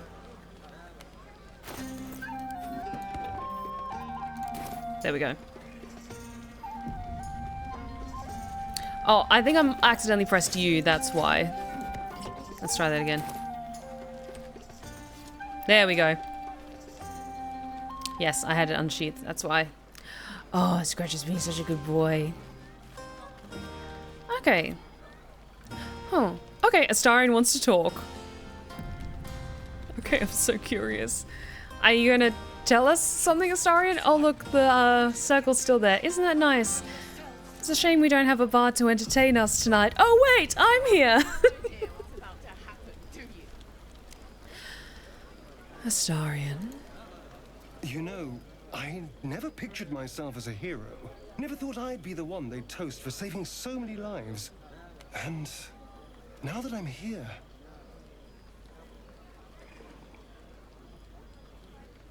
I hate it. This is awful. It's not that bad. Think of all the goblins you killed. True. That was fun. Still, I would have liked more for my trouble than a pat on the head and vinegar for wine.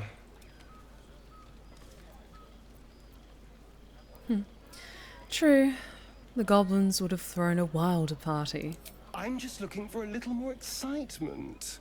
A little more fun.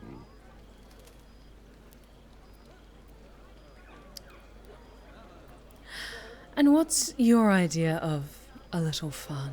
By the hells. Sex, my dear. A night of passion. Not with you, just to be clear. I mean, can you imagine? Ugh, no. Anyway, don't let me keep you. I'm sure you have someone else to sniff around. I'm not taking that personally. I'm not taking that personally. Rosamund is taking that personally, though. Just wow. Okay. So, okay. The contrast between how things went with Silesia and how things are going with Rosamund. Like, Silesia and Astrid were already, like, bumping uglies before we got to the party with the tieflings. Like, Lord.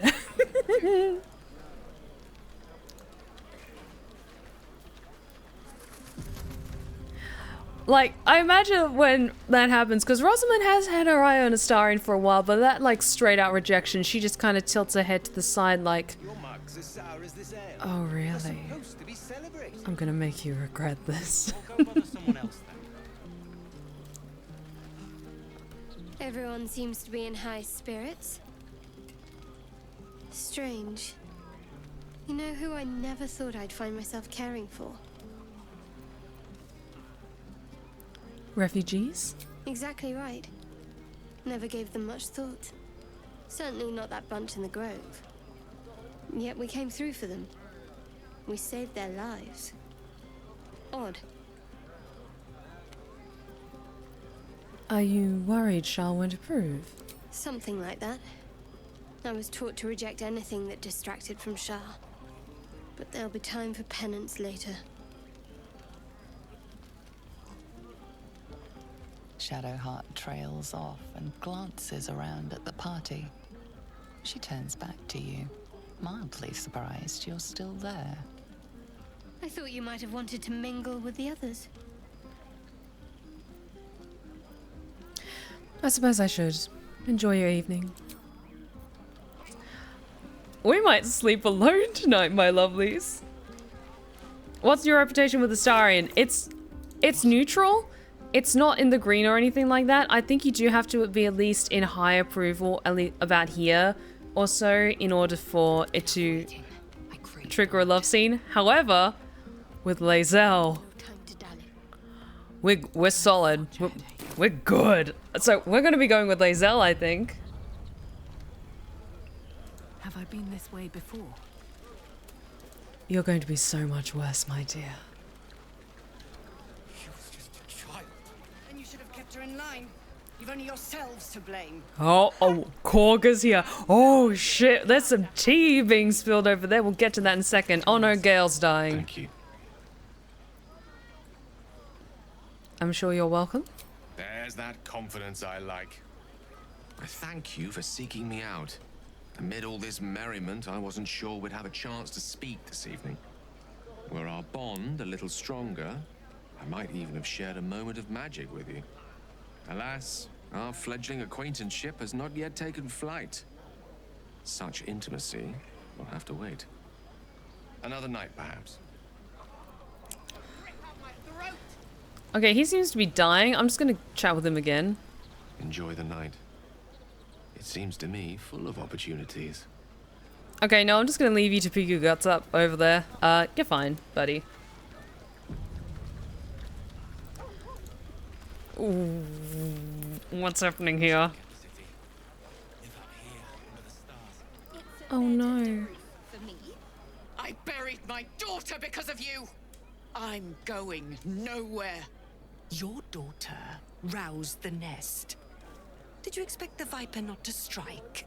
I will bear no more accusations. Leave me. Tell me, how's the wine? The wine? What did you... What?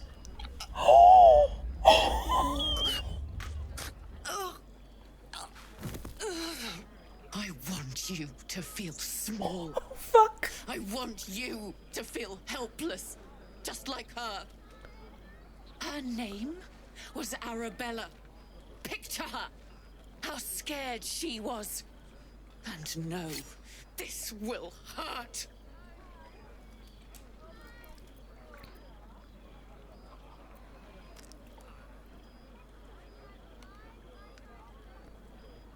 Slit her throat, or she'll start screaming.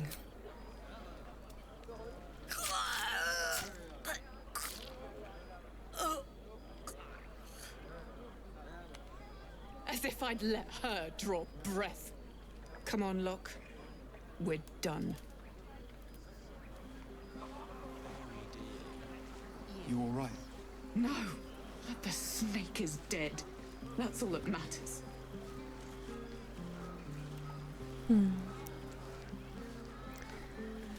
Well, justice is served.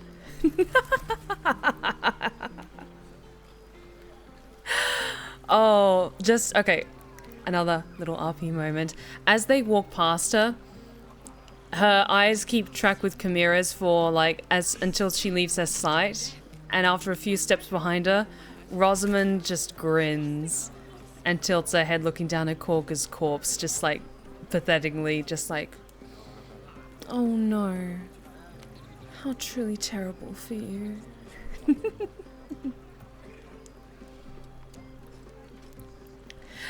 Projector offset. Now the murder is over with. Who to seduce at the party? Okay, Astarion projected us, and so did Shadowheart and Gale, so we're gonna probably go with Lae'zel. I'm doing, like, Dark Urge, so it makes sense for my character Rosamund to want to get closer to Lae'zel, because they both enjoy that rush of blood and the adrenaline and all that, so we're probably gonna go with Lae'zel. I'll take that. Ooh, Broodmother's Revenge. Whenever the wearer is healed, their weapon becomes coated in magic and deals an additional 1 to 6 poison damage. Each of the amulet's jewels shine like a viper's eyes. Astarion! I have a little gift for you.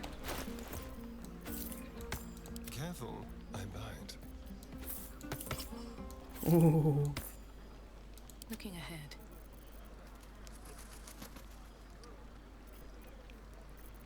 Okay, I'm gonna wear the Moondrop Pendant. Will you saw nothing?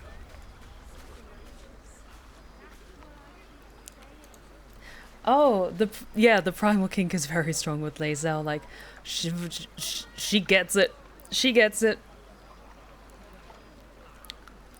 If you ask her nicely enough, I'm sure she would more than gladly chase you through a forest until she eventually pins you against a tree and then stuff happens. Ah, hells. I was hoping you wouldn't notice I was gone.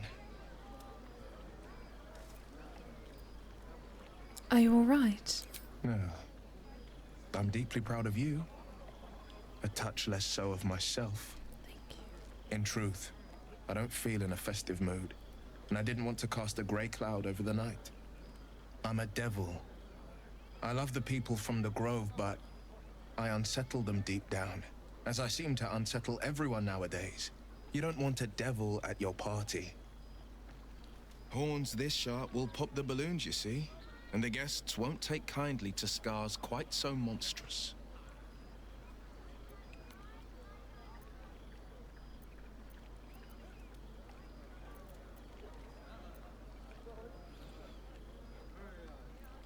You don't unsettle me.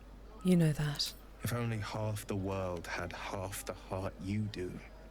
But Off with you. This is your day. Have a dance. Enjoy the music.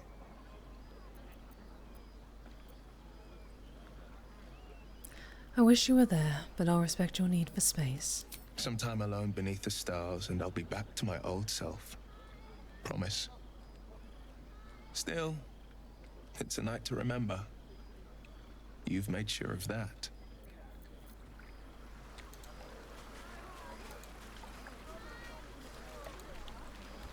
Boo-hoo, Korga.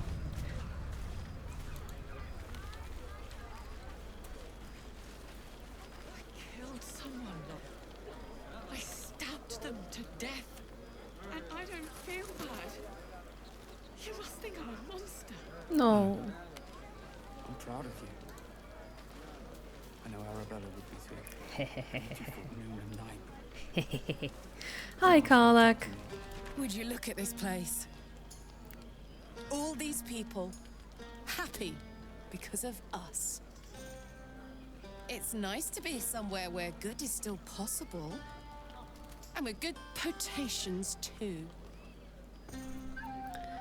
Are you enjoying yourself? Fuck yes. I'm celebrating my freedom and our friendship and these folks' bright future besides. All I need now is a fire-retardant lover to get lost in till sunrise.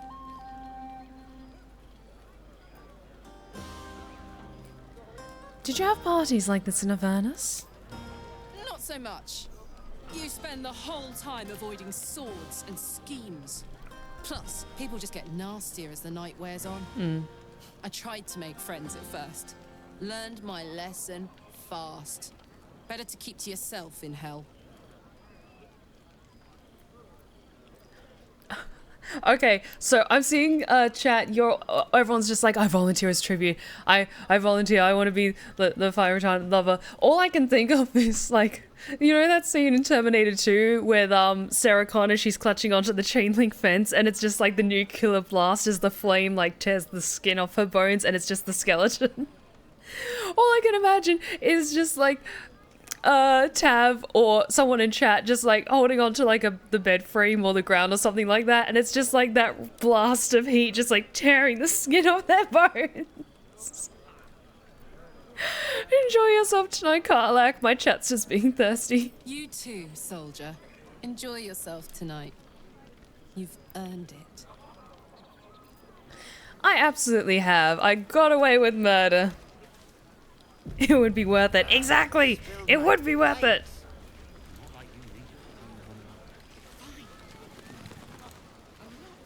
Okay, let's talk with Lae'zel and then we'll talk to Halsin and Volo. I have seen the Kithraki tear a screaming Neogi's legs from its belly to fashion into blades. Yet, they could not match your nerve today. It was enough to drive me to madness. I smell their blood on you still. I smell your moisture. How torturous for us both that I'll never get a taste. Oh, but do enjoy yourself this night. I intend to myself. Okay, so we rejected her earlier and so that still sticks? Damn it, okay. I might be spending tonight alone. You know what? Rosamund's a bitch. She killed a child. She deserves it. Celebrate now. Come dawn, we depart. Yep, that's not happening. I wonder if, like, when you get the option to lay down to bed, if you can go up to someone and maybe try or, like, spark a conversation. Alone it is, then. It makes sense, though. Like, okay, maybe it's also like her rejection of Lae'zel, but then also a lot of other people just sense there's something not right with her, and like you don't put your private parts in crazy, okay? You have no idea how good it feels to see these people smiling. The singing we could probably do without, but even so, thank you. Go on now. Don't waste a night like this talking to me. We'll discuss your problem tomorrow.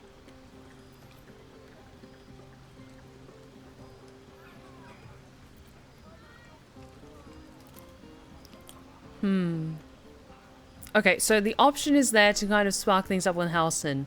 For me, though, it doesn't make narrative sense.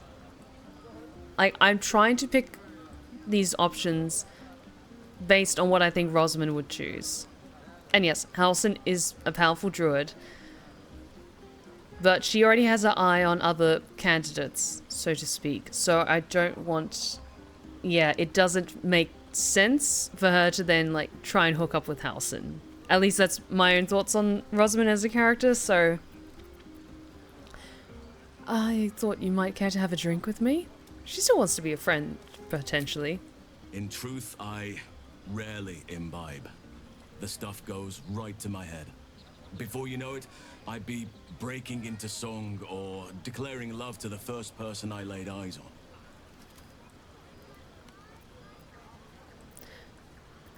I fail to see the problem. Then you have never heard me singing, which makes you very fortunate. We'll talk another time. Go on, enjoy yourself. Seek out some wine before it runs dry. There are a lot of thirsty people around here. Alright, Volo. Aha, there you are! Come now, settle in.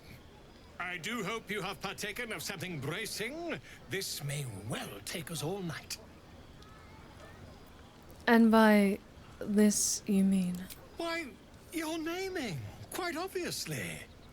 That ballad was but a crude preview, a frame without its crowning jewel. Thanks for the hydrate check. Nom de guerre. Something iconic, but not too much of a mouthful.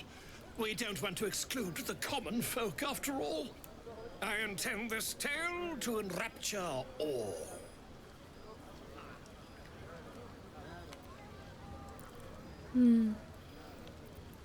I already have a name. A wonderful one indeed. But your deeds loom larger than life now, my friend. You simply must have a title to match.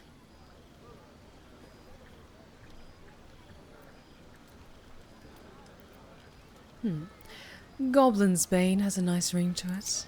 Not to meddle in your side of this partnership, but slaying goblins is not exactly the stuff of legends, is it? After all, I'm quite certain I once saw one expire from the strain of spelling his own name. No, I'm afraid that won't do. You shall simply have to go out and slay something decidedly more dramatic.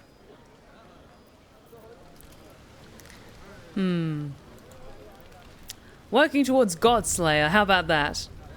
But I already think I've spoken to almost everyone except for Scratch, so I think Rosamund's gonna end up alone tonight.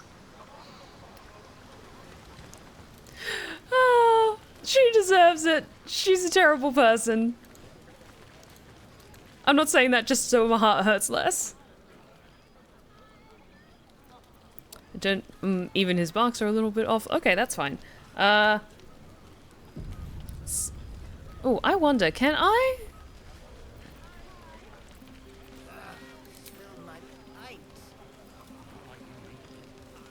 Oh. Oh, I'm so evil. Rosamund is going to perform Sing For Me. Play a troubled bard's ballad to encourage and inspire those around you. Yes.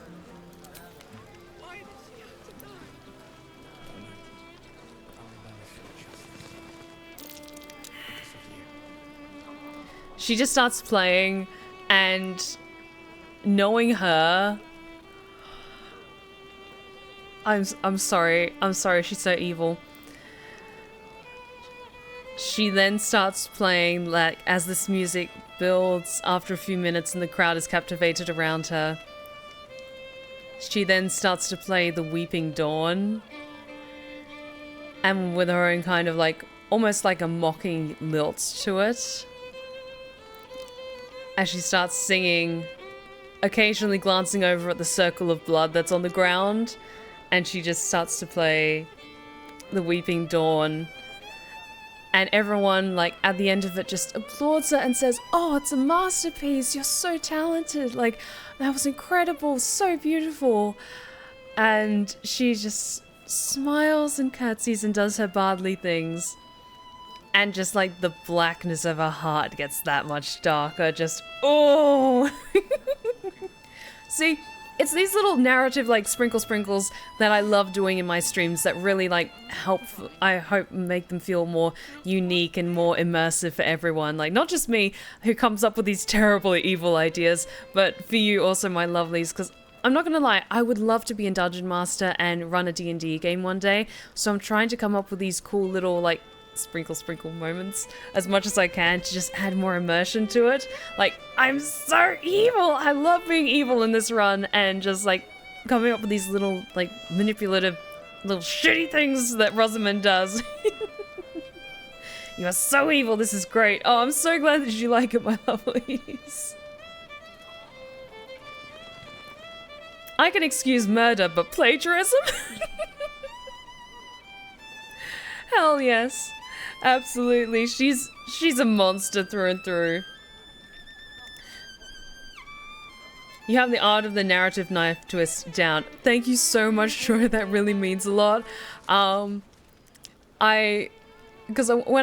Because I do have a master's in creative writing and publishing, but I only utilize it on a regular basis for writing like ASMR tales and stuff like that. I really want to work on a bigger project, maybe run a D&D campaign sometime and like flex those different muscles and come up with more like nasty little narrative knife twists, like just shank my audience in Minecraft, so to speak. Alright. There we go. Everyone's happy with that. And with that, I'm going to put her to bed. Buzz of celebration quiets to a soothing hum as you approach your bunk. You've picked up a few pleasant memories on your journey amongst your struggles. I'll go to bed alone. You sleep alone, uplifted by memories of your recent triumphs. This is fine. This is fine. I trust you enjoyed your evening. After all your efforts, it was well deserved. It may be some time before you're afforded another such night. There is much to be done, and I promised I would help you however I could. I'm certain a cure for you can be found at Moonrise Towers, but it's complicated. The journey specifically, it's extremely perilous, though it seems you're well accustomed to navigating danger.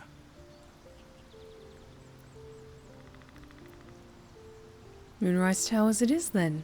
I'd better make haste. Wait. There's more you need to know.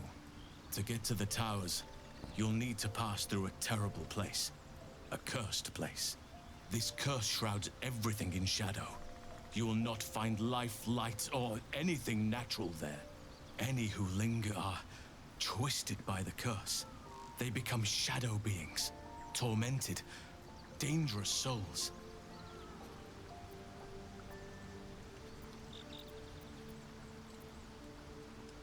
The Absolute's forces can tolerate such a place? So it seems, though I don't know how. You'll have to choose your approach carefully. You could go overland, along the Risen Road or through the mountains. Easier at first, but you'll run into the shadow curse eventually. You could also go under. There is a tunnel somewhere in the ruined Temple of Selûne. It leads to Moonrise Towers through the Underdark. Long ago, a man called Ketheric Thorm built a secret stronghold deep down there, before rallying a whole army of Dark Justiciars, Shah worshippers. Dark Justiciars? I must see for myself. Aridin and his lot were looking for a way down there. They were promised riches if they retrieved a relic called the Night Song. But I think there's more. From this stronghold, Ketheric's forces could access both the Temple of Selûne and Moonrise Towers. But he was defeated before he could launch an attack. If you can find this place, I'll wager it will reveal a more direct path to Moonrise Towers. And maybe even bypass the worst of the Shadow Curse. Take care, Scarecrow. Thank you so much for joining us tonight. And White Tiger 99845, thank you so much for the 5 gifted subs. Oh, you're amazing. Thank you so much. I really, really appreciate the support and the gifted subs to my archive of lovely lost tales. Thank you so much. You're amazing. Thank you. Oh, thank you so much. I love it when you guys support each other in my community and like gift subs to each other. It really means a lot. Thank you.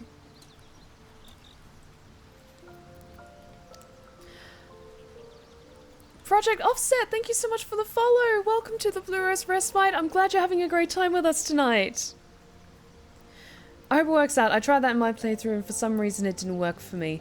Yeah, I'm following, for recruiting Minthara, a set of instructions that I saw online. If it doesn't work out, doesn't work out. I'm just gonna give it my best. Because I would love to adventure with her without having to kill everyone in the grove. I found the hidden entrance in the Temple of Selûne. The way is clear. Already? If only I'd gone with you instead of Aradin. I would like to join your camp, if you'll allow me. I can offer my skills, my counsel. I've long sought to return to Moonrise Towers. It seems our fates have aligned. You want to come to Moonrise as well? Why? Unfinished business, and a lifetime of regret to repair. I helped overthrow Ketheric Thorm and his Dark Justiciars years ago, but I failed to prevent him from unleashing darkness across the region before he was defeated. I spent years researching the curse, trying to put an end to it. Nothing has worked. Yet, if I can join you and get close to Moonrise, perhaps I can lift this curse. Same as you may find a cure for your infection.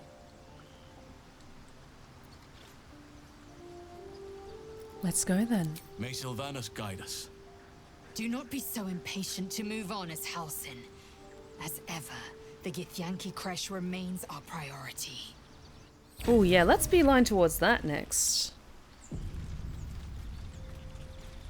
How is everyone doing in the morning? Is Gale still dying?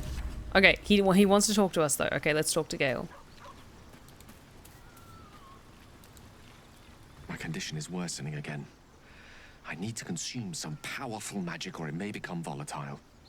Yeah, sure. What have I got?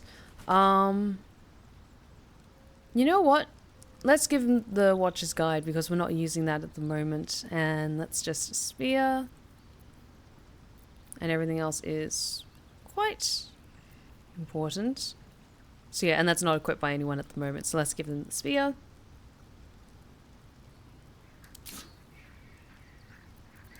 Thank you.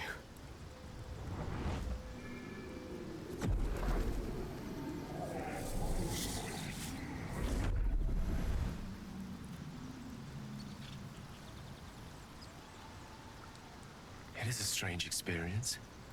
Each time anew. Like a lost soul is spelunking through the darkness that is me, only to be sacrificed on the dread altar of the heart. Somehow the second artifact hasn't had the effect of the first. It's somewhat relieved the discomfort, but I fear my hunger hasn't quite...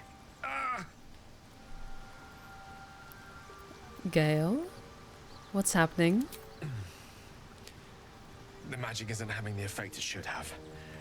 It's not like the last time, like a rainstorm that quells a forest fire. It merely drizzles. The embers still sizzle, the fire remains undefeated. I'm not certain what's going on, but nothing good. Please, I need to think. I need to retrace my steps to a glade of calm and think. Thank you for the artifact. A great deal of trouble it was too. A great deal of trouble indeed. It's all good. Is Will still by the water? Damn. Oh look, oh, I wonder where that stain came from.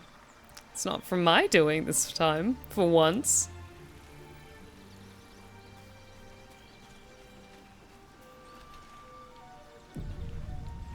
I should speak up. You know, I've been thinking, and I think there's something I should tell you.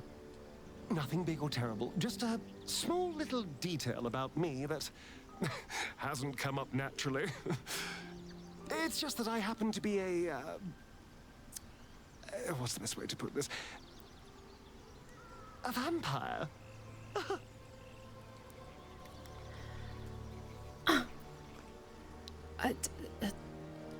But you've been walking in the sun this whole time. And by rights, I should be cinders, blowing in the wind. But something's protecting me. The same something that's kept us from turning into mind flayers, no doubt. But that's neither here nor there. What matters is everything's out in the open now. Because we trust each other.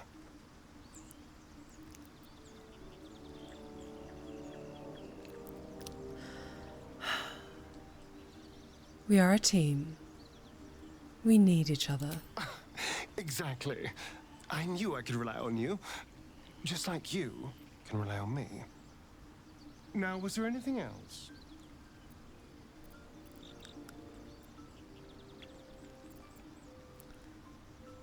That monster hunter we met in the swamp. He's looking for you, isn't he? So it would seem. Hopefully he bumps into some gnolls while stumbling around at night, and that's the last we hear from him. But why was he hunting you? What did you do? I didn't do anything. I was kidnapped, just like you. It seems Cazador wants me back.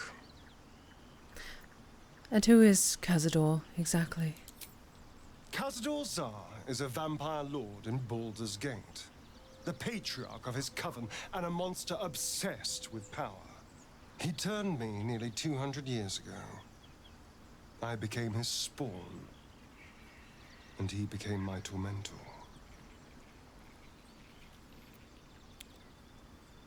You're sure Cazador's behind this? It was him, I'm sure.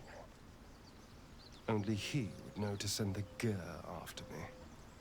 It was a group of Gur that attacked me that night in Baldur's Gate. I would have died had Cazador not appeared and saved me.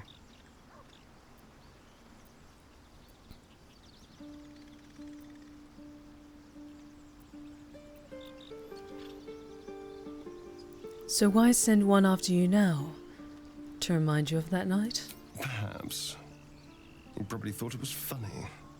But more likely, he's trying to send me a message. He's reminding me of his power. Even in the middle of nowhere, you can reach me. And he wants me back. But why capture you? Why not just kill you? Maybe he wants to make an example of me, to show what happens to runaways. Or maybe he thinks death is too good for me.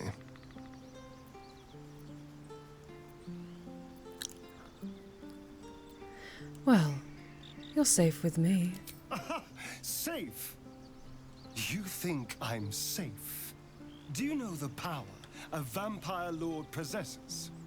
He can change shape, turn into mist, call wolves to do his bidding, shrug off blows like they're nothing. He could walk into our camp tonight and kill you with his bare hands. And you'd be lucky if death was the worst thing that happened to you.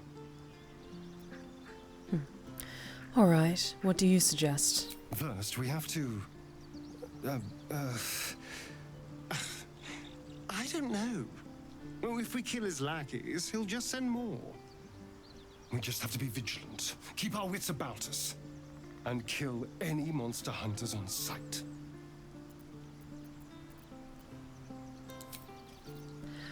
Oh, interesting. Okay, that scene is hilarious. He just kind of just comes the fuck out and says that he's a vampire.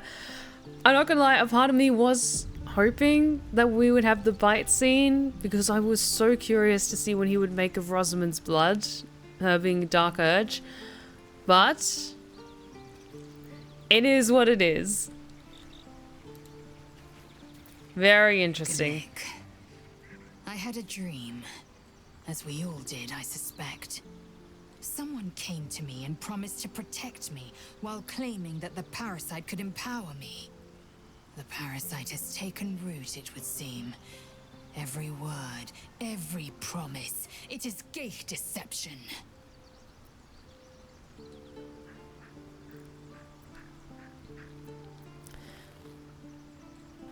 If the parasite can empower us, I say we should let it. We could use the edge in combat. You're delusional. I'd sooner trust a night hag than a strange figure bearing dream gifts. Fine. Okay, let's just check in with everyone before we head out for the day. Did you have any strange dreams of late? Vivid ones? It happened to you as well? Damn. I was hoping my imagination had gotten the better of me. But this must be something more. This dream companion wanted me to use the tadpole. Use its power. Whoever it was claimed to be an ally, but I don't know. It seems like we can't escape this mess. In the waking world or otherwise.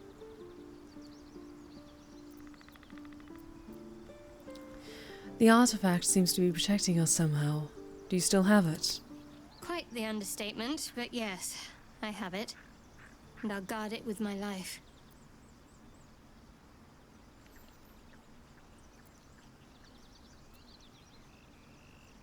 Curious that you just happen to have an item that can protect us. How did you come by it? I was part of a group sent by my cloister. We were to take the artifact from the Githyanki and bring it to Baldur's Gate, no matter the cost. Though it turned out the cost was very steep. I was the only one of the group to survive. I took the artifact and fled, only to be ensnared by mind flayers before I could finish the mission. That's all I know. That's all I need to know. Sam, it's all good. I don't need to know. I'll wait for that moment to experience it myself. It's all good.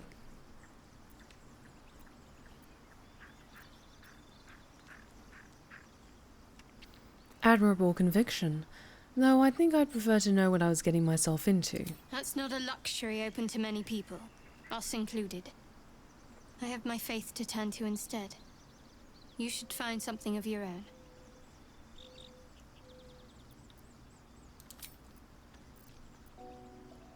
You seemed intrigued when Halson mentioned the Dark Justiciars before. I was.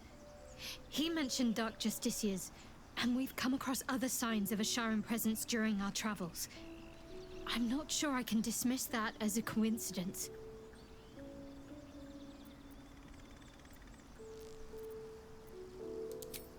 Okay.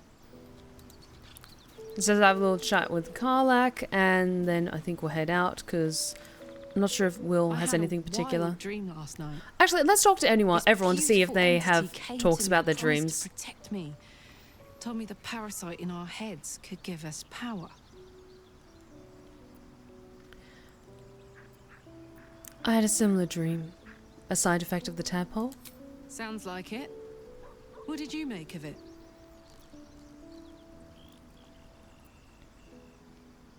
If there's some kind of power to be unlocked from our affliction, I'm willing to try it. Seems risky, if you ask me.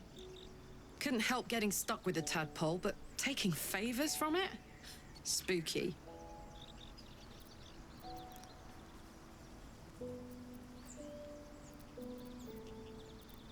Okay, let's talk about other stuff later, because we're having quite a few conversations today. Will, do you have any interesting thoughts on the matter? I had a dream last night. A vivid one.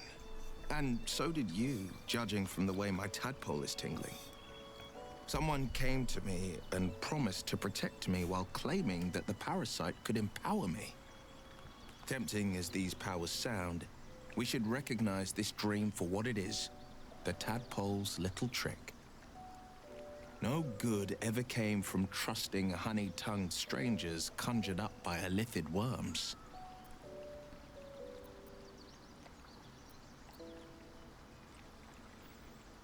I think we should hear out the dream figure. Maybe these powers could be useful. I wouldn't advise it. Play with fire, and you get burned. That's always the way of it.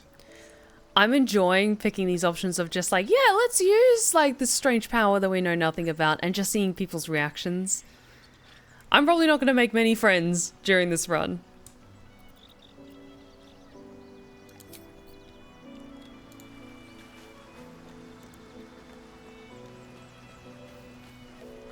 I imagine also for maybe quite a few of you, you're having similar thoughts of like, we always pick like, yeah, fuck the dream visitor, like we're not dabbling with that. Huh. Not quite myself just yet. I had the strangest dream last night. A visitor came to me. A vision of unparalleled beauty and power. She told me she was watching over me, protecting me, and that our tadpoles could prove beneficial if we embrace what powers they have to offer. An uncanny apparition. Not entirely sure what to make of it. I had the same dream. A similar visitor with a similar message. Very curious. In all my readings on the effects of illithid parasites, I've never come across any accounts of correlating dreams between infected parties. Another unique quality of our predicament, perhaps. Are you inclined to take these visitors at their word?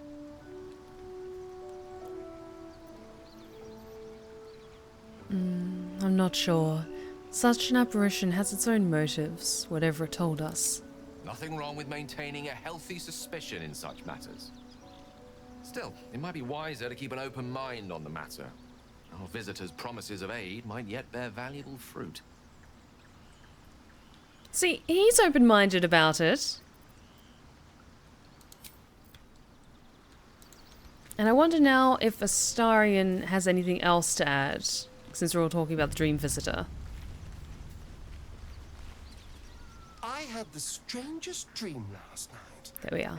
There was a visitor promising me protection and all sorts of delicious powers from the parasites in our heads. Given our shared affliction, I suppose you had a similar dream. I did. Excellent. Now we can see what these tadpoles can do for us. We should take every advantage we can get. Let's explore these powers and see where they take us. Exactly. Waste not, want not. Even when it comes to mind flayer parasites. Now, was there anything else? I know you don't want to talk to me. Okay. Let me just look at quests. Okay, embrace your potential. Explore the powers the parasite gave you. Visited in a dream by a mysterious figure, told us that our illithid parasites are special and is a source of great potential. We use the power of our parasite to exert influence beyond ourselves. I don't want to start like popping open the jars and like putting more tadpoles in our brain just yet. But I might start doing it soon. Because yes, I want to see where this goes.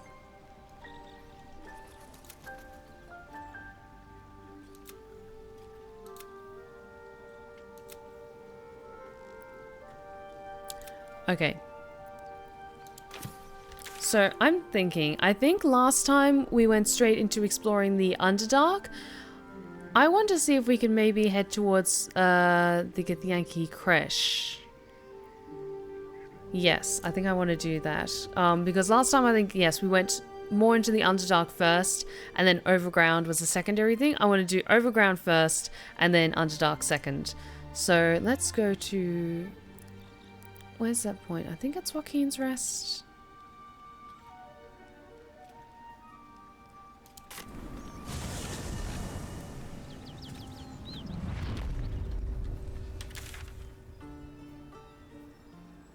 Oh yes, there it is, the mountain pass. Okay. Just wanted to make sure we were going in the right direction. Feed if you must, Astarion. But give me so much as a hungry look, and I'll drive a stake through your heart. I do so very like spicy food.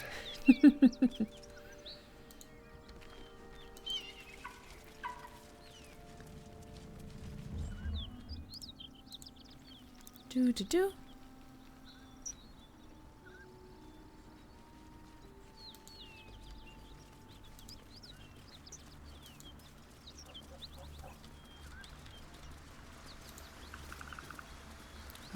I love this game so much. Because I was just thinking about like getting into the Underdark and... Make sure to type any loose ends before first.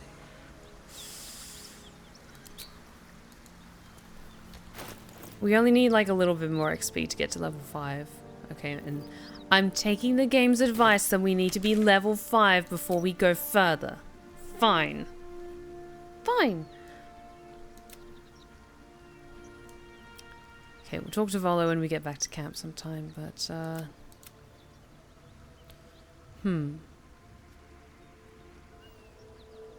we could maybe have a chat with Auntie Ethel and kind of kick off that fight.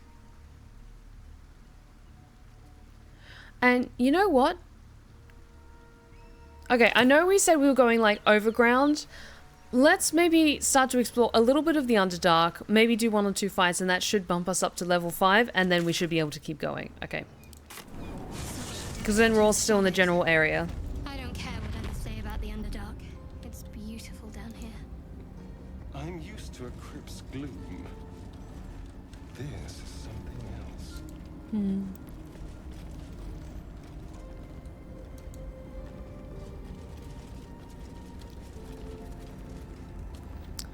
Now, I've never been able to manage to, like, pluck the moonstone off of that. I've always had to, like, shoot it down and break it. Ah!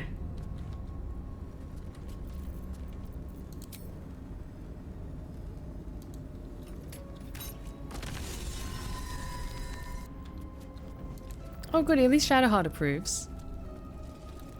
Because fuck Saluna! Let's see what this does.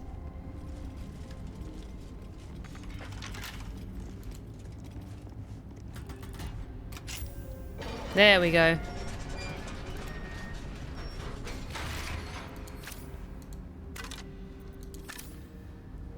Just some bones.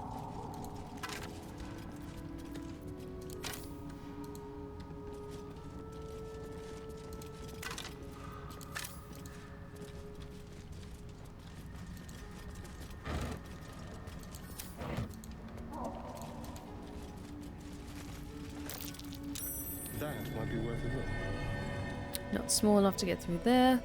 I see that stuff of the Moon Maiden though. That looks pretty. Where is that? Not bad. Probably sell it for something nice.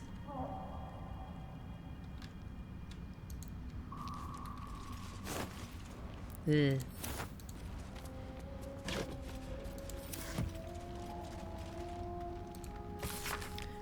Okay.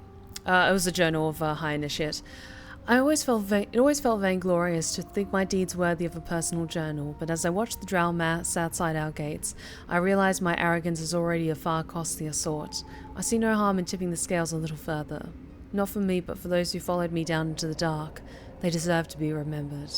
Initiate Norn Remus, lost in the deep tunnels as we fell back from the drow. Initiate Tholk of the Northern Wastes, grazed by an arrow and succumbed to poison. Initiate Bree Brecker, who stood against a Drydo with only her mason's hammer. And initiates they are, the entire company, for they have seen and suffered too much to be called novices.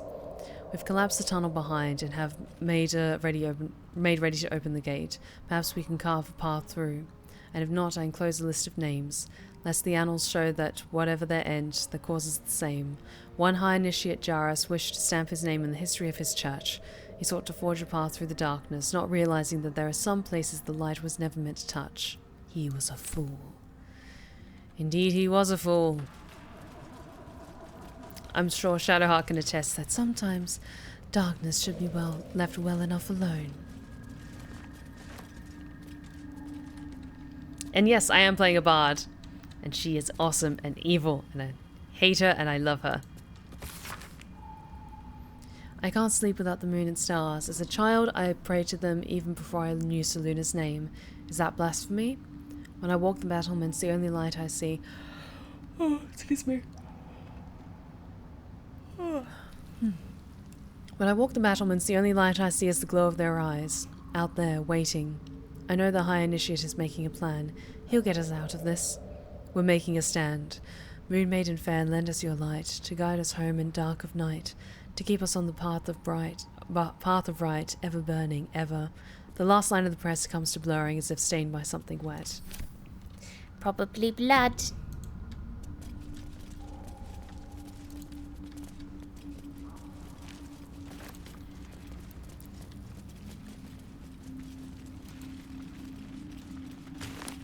Take all of the mushrooms so I can make more potions so that my friends don't die. These fungal spores are everywhere. Make things extra spooky. And yes, so I'm going to see if I can grab that sword. It should be around here somewhere. Oh god, no. Gods, what's happening?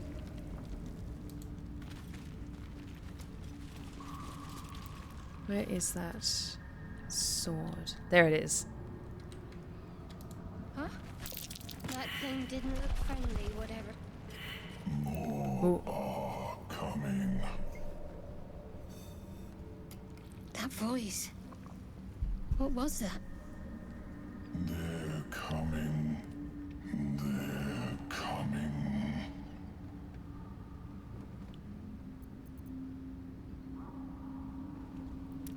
Ooh.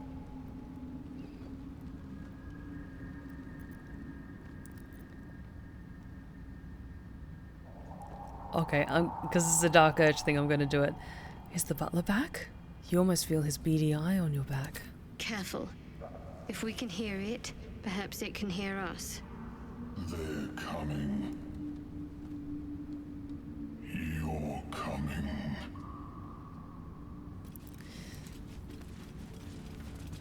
You say that so ominously. I'm nothing but just a traveling bard. Nothing strange.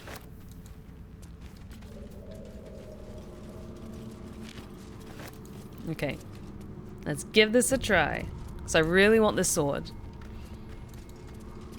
Slender drow blade impales the stone before you, keeping a silent vigil.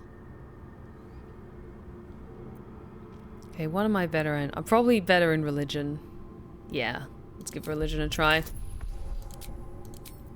Please. I also have a lot of inspiration, so hopefully... Yep. This is gonna take a couple of rolls.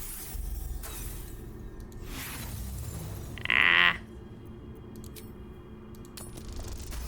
There we go. This blade was a warrior's sacrifice to Illustray. Blood can only be honored with blood. She would gladly shed some of her own blood to get this sword.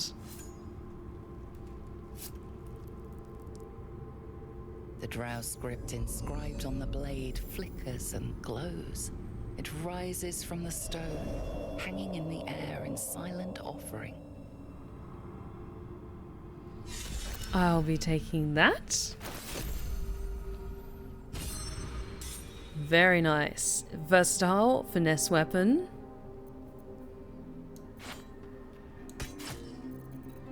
Yes. Hang on. Because I know I can do Find Familiar Scratch, but I don't want my beautiful pet to get hurt, so I'm not gonna do it. Valor Live Melody. The sword hums in anticipating, ready to sing or shriek. Valor Live Shriek. The sword shrieks. All enemies within 6 meters of range have a 1d4 penalty to Charisma, Wisdom, and Intelligence saving throws. Affected creatures receive an extra 1-4 thunder damage. Or sing. The sword sings a melody. All allies within 6 meters of range have a 1d4 bonus to attack rolls in Charisma, Wisdom, and Intelligence saves. Okay. Interesting. So it's kind of similar to like a Bless or a Bane thing. Interesting. Interesting.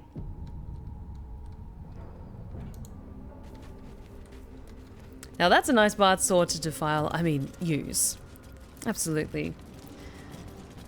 And we're just traveling through this wonderful place, using as many assets as we can to get through this place safely. Oh, actually, is there any morning spells that I need to cast on people or get things ready? I'm thinking I might see if I can do that fight with the Drow and the Beholder. Or, not the Beholder, the... It's not a Watcher, it's some other species of Beholder. I don't think there's anything that we need to cast for, like, morning spells or anything like that, so I think we're good. Still alive, so that's progress. Spectator, that's it.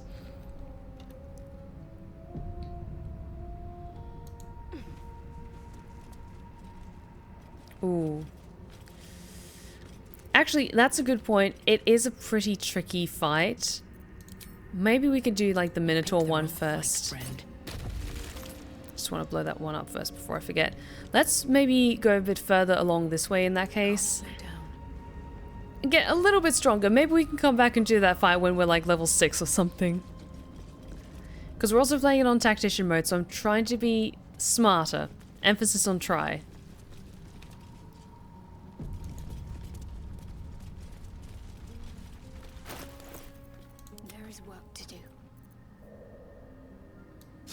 Yes. Thank you for reminding me, because I still have that spear. That helps enemies with multiple sets of eyes. Okay.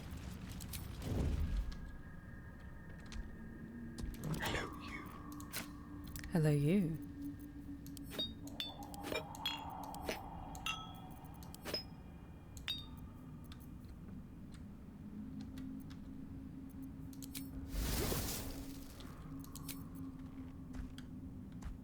Come down. Yeah. Stay low.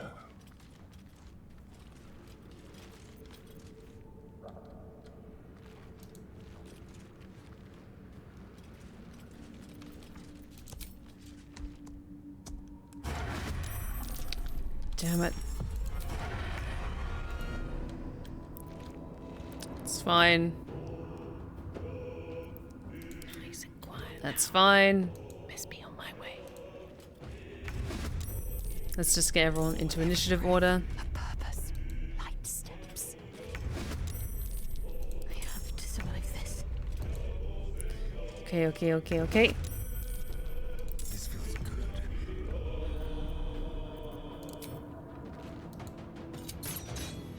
That won't work.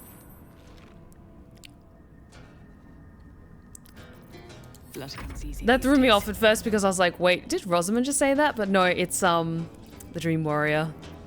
Ah, okay. Where's the other one? Yeah, they're not close enough yet. That's fine.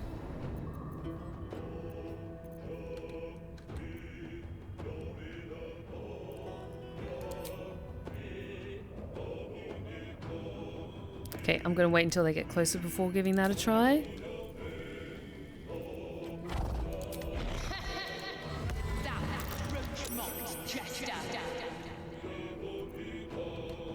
And you go back a little bit. I will ascend. Lae'zel, you are strong. You are capable. You're gonna go up front.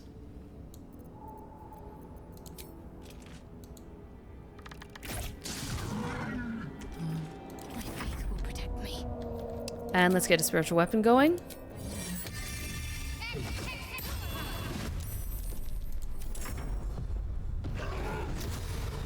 Rah. I can roar too.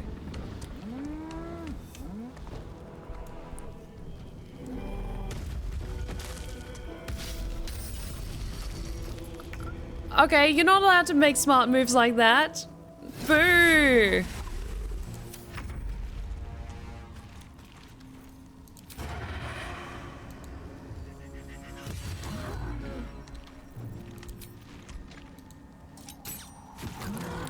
Nice. I wonder if this is worth the cost.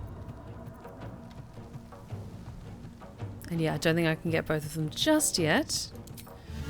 Do Bardic Inspiration for Lae'zel. And yeah, let's do a ranged attack with my crossbow. Yeah. I am fury. I death.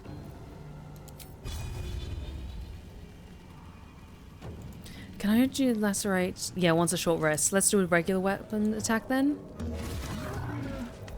Nice.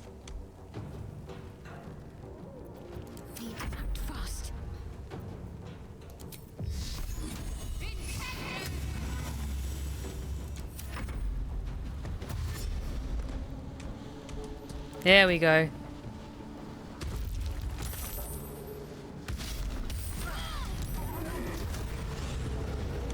Ow.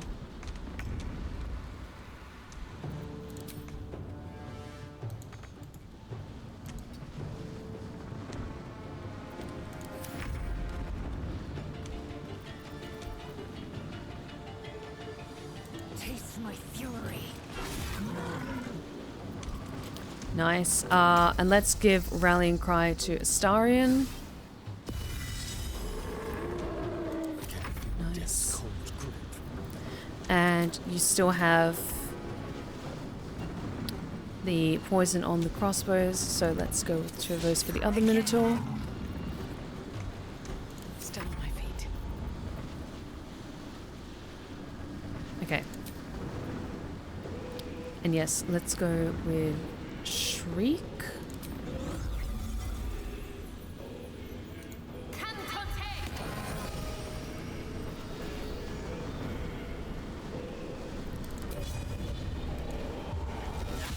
Try something else. Working on it.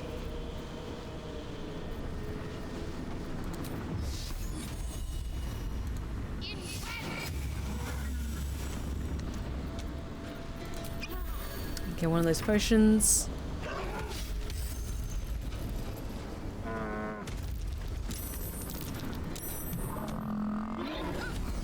Don't give in. Nice.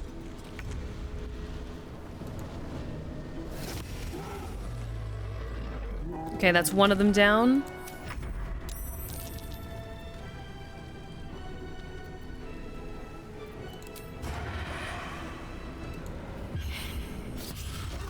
Oh, very nice.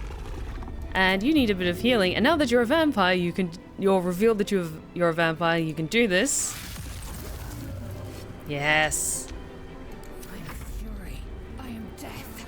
I will not know failure.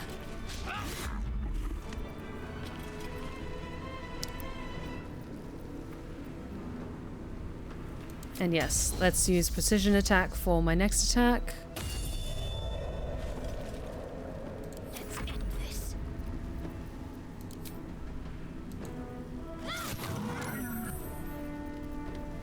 It's fine. And actually, use healing word on me, please. Thank you. There we go. Where do we go from here? I'm gonna take one of my potions.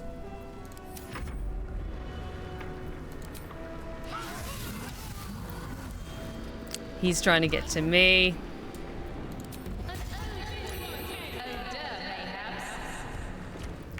Okay, he's only got like 4 hit points left. We've got this.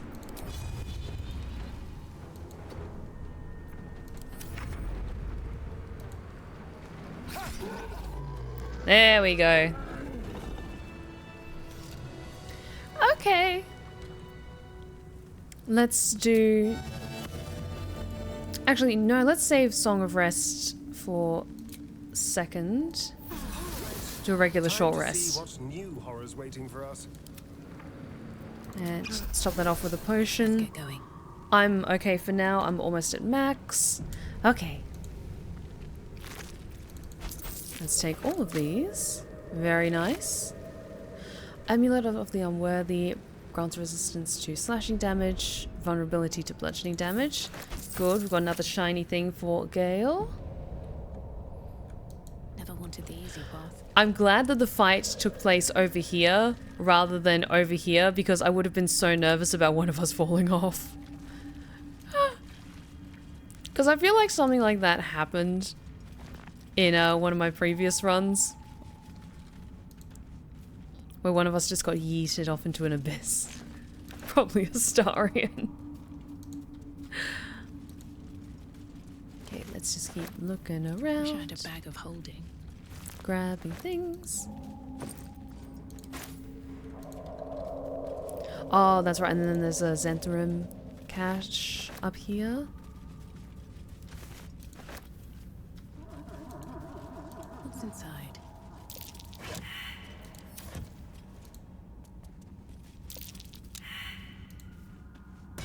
Ah. There we go.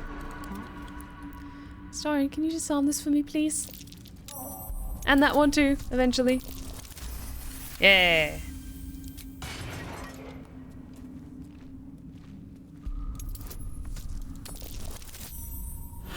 Eat.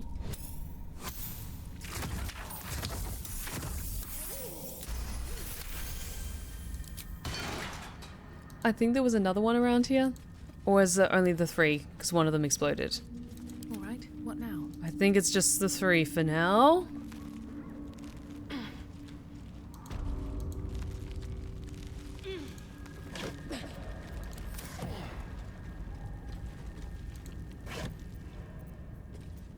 Okay, good. More supplies for us. Yes, please and thank you.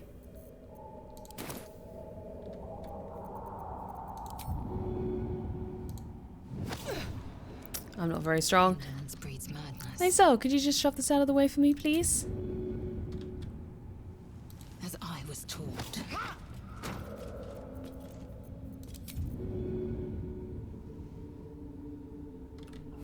No, don't shove me. Shove the box. Or, you know, we could just smash it. There we go. Shouldn't have wished to live in more interesting times. Yay! There we go. A shame they don't let you harvest something explosive from the disarmed mines. That's fair enough. Like, or like some burnt metal or something like that. You make use of it in some way. No traps, please. More shiny things for us. Doing my best.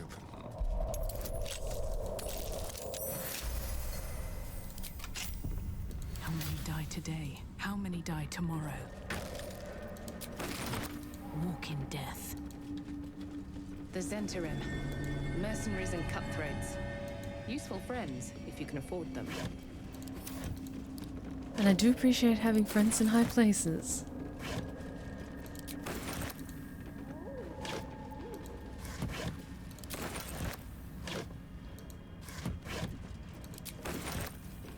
I'm not gonna lie, a part of me is a little bit sad that we didn't get any romance scenes at all with the tiefling party, but that's just the way that this story is going, so I'm trying not to beat myself up too much about it. I guess maybe because I was a little too cautious at the beginning, so we didn't get as many long rests in, so we didn't get so many one-to-one interactions with people, couldn't really build relationships so much. I'll take care, Jen. Thank you so much for joining us. What to do? Another step forward.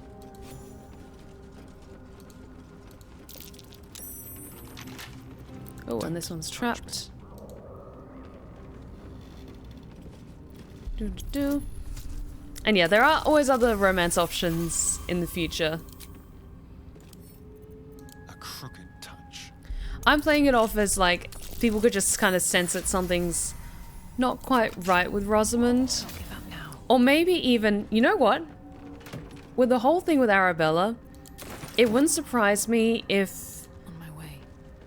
Because Astarion and Lae'zel and Shadowheart were all with us when that happened. Okay, how about in this story, all 3 of them noticed that Rosamund kind of nudged Arabella to run, or enticed her to run, What to do? and then it was immediately like, oh, there is something really not right with her. And like, Lae'zel was originally kind of like intrigued by her ferocity and her bloodlust, but after that everyone's like, no, there's something really not right with her. Something is wrong with her. Are you saying people are afraid to be alone with you? Cowards. Yeah, I'm just... Because I like to try and... Even if things don't go in the direction that I maybe anticipated or wanted, I try and like formulate it into like, okay, what makes sense in like the story that we're telling together.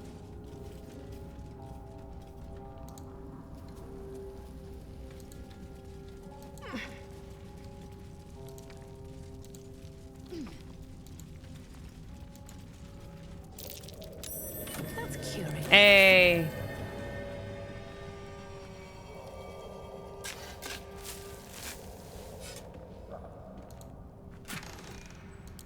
Yeah, it'll be great if we do get Minthara, but I'm not quite sure how we'll go.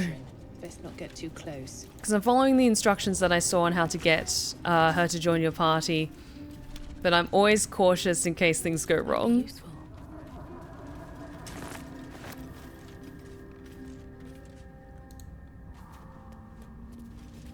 What is that? Okay, it's just a little skull with a candle. That's kind of cool and creepy.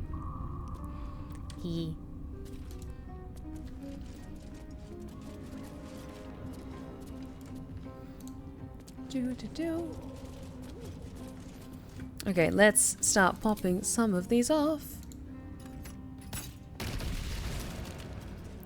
And just wait for everything to cool down. Hey, there we go. Timask and torch stalks. Hell of a combination. Get confused by one, blown up by the other.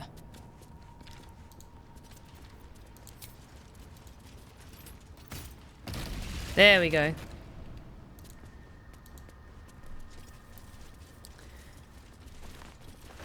Cool, cool, cool. You left her out cold, right? Yes, we knocked her out, and I double-checked before we left. So we should still be good. But yeah, let's go talk to the mushroom people. Gee. Hi, friend. Swallowed by a chorus of turbulent music. Through one creature sing many voices. The harmony of an entire collective. Sovereign, she has come. She is here. The choir fades. A single melody rises above the others, brassy and commanding. I am sovereign. You see a vision. Your lifeless body wrapped in fungal tendrils. The Sovereign is threatening you. State your purpose.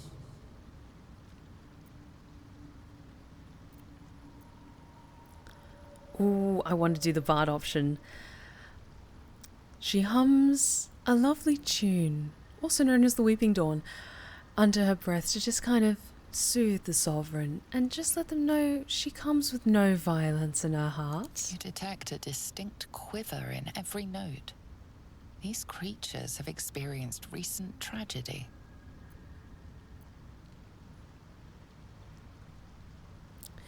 I sense your fear. I've come to aid you. Fungal roots weave through your mind, seeking your true intent. Then the Sovereign drones a new melody. Cautious, but welcoming. Descend to me. Let us speak in flesh. The persistent music coaxes you forward. The Sovereign expects you. I love the Sovereign's design. It's so cool.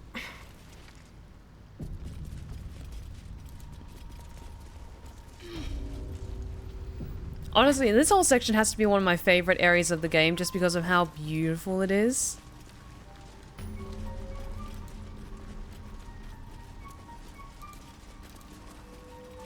Oh yes, that's right. Don't touch anything that doesn't belong to me. Gonna be careful. Actually, I want to quickly sell some stuff. Hey! Hey, buddy. Something's on my mind. Ah, a visitor. You're a welcome sight. But let us observe the customs of the locals. The scholar's brow tenses. His voice spills into your skull, the spores connecting mind to mind.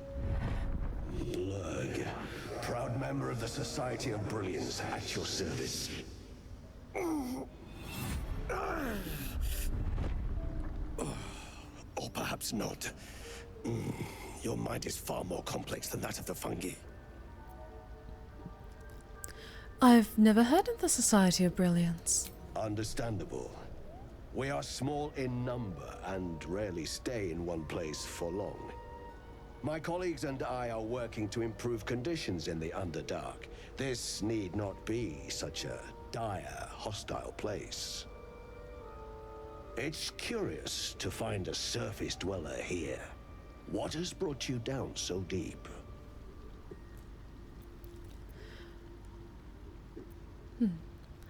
A mind flayer infected me with a tadpole. Truly remarkable. But why come to the Underdark, where they hold so much power?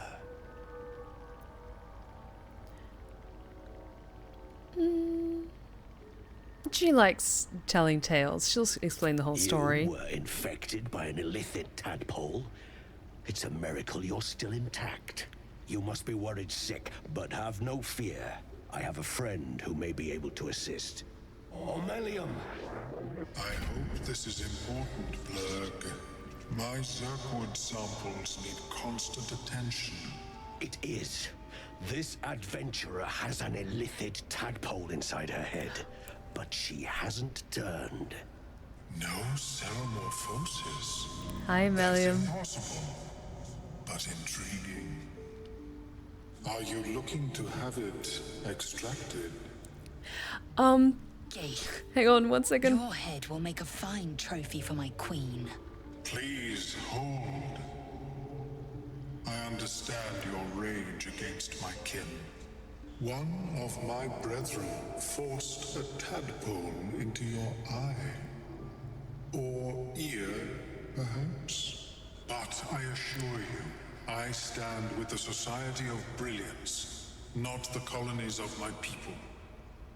Okay, there we go. I was waiting till we had a little quiet moment. But welcome, Raiders. Hades the Arachne, thank you so much for the raid. Welcome, everyone. Thank you so much for joining us tonight. I'm Stephanie Swan Quills. We're currently playing Baldur's Gate 3, doing a Dark Urge Tactician run. I stream Baldur's Gate 3 on Fridays. On Mondays, I do horror games, one of which is my next one's being voted on by my Twitch subs. And on Wednesdays, I usually play like some Dead by Daylight or some League of Legends, usually with a friend to keep me company, but we pretty much keep things very chill, very welcoming here. But thank you so much for joining us tonight. I hope you're had a wonderful time over at Hades the Arachne's place. What were you guys playing? What were you getting up to? And yes, it has been a little while, and welcome back. It's so good to see you again.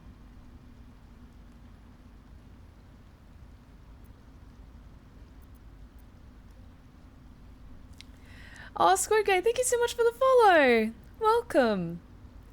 I was streaming some Elden Ring. Oh, awesome. How's that been going? Have you just started or have you been playing it for a while? The Myconids wouldn't appreciate us fighting here. I'll listen. Fool.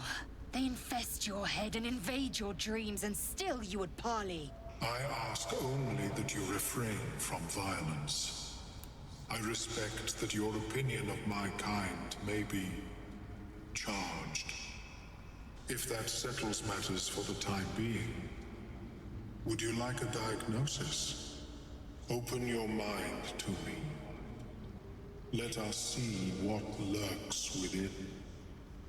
I've been playing it since day one. I'm just getting back into it for the DLC. Oh, that's awesome. I've heard the DLC is really, really good. Oh, wait, sorry, to clarify, has the DLC come out yet? Or are you just brushing up on your skills in preparation for the DLC? I can't quite remember, but I have seen snippets, I think, of like a teaser, but it does look very, very cool. Alright, let's Somalium, like, poke around in there. I'm curious to see what he sees as the Dark Urge. As the Mellowin's mind pierces yours, the tadpole pulses with power. It feels 10 times its size. Alive, awake, almost smug. This is most unusual. The incubation period should be complete, as should your transformation. But the lava is infused with strange magic. It appears to be in some form of stasis. What happens if that stasis goes away? I can only theorize, but I suspect your transformation would be both agonizing and instantaneous. I thought it was always agonizing, Aurelium. Well, yes, but that wasn't my point. Can you extract the tadpole? No. It appears to be shielded from physical and magical influence. Moreover, the cranium has undergone severe trauma. It is a miracle the brain functions at all. Extraction would risk much. My mind is all addled. Can you tell why? The lava is not the only creature that has been inside this brain, but at present it is the sole resident. Wait, what? What else has been in my head? As the Dark Urge, this has never... This has to be a Dark Urge thing. This has never happened before. What? Oh gods, what do you mean? Your flesh has been burrowed into. Your flesh has been excavated. A tadpole need not tunnel when they greet their host. Unfortunately, beyond the assessment of my own kind, I cannot speculate what has passed through your cerebrum. What? But not to worry. Should you transform, I will happily perform a new examination. What? So there was like a hole in my brain before the tadpole was shoved in there? What? Okay. Okay, details. I give you details. A Nautiloid? Fascinating. I have never set foot on one myself. They were our warships during the greatest eras of the Illithid Empire. We ruled the entire astral plane from their decks. The design was lost when the Gith rebelled and ended our dominion. Thanks for the information. Of course. I am sorry I cannot assist you in its removal. But I have an idea. Oh, perhaps I should start taking notes. There may be a way to bypass that stasis. There are many alchemical substances that can influence the mind.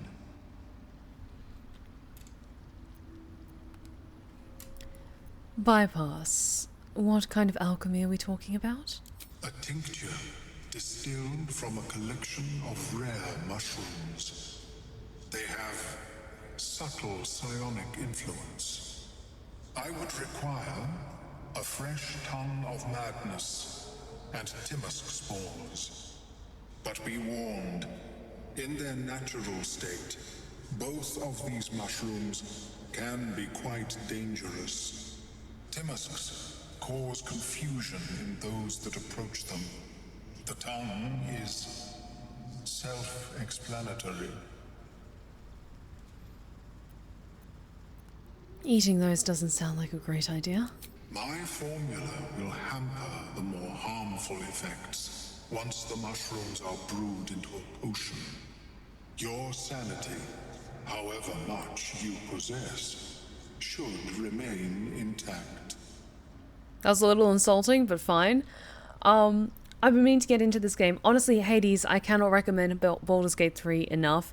Like, this is my second run that I'm streaming.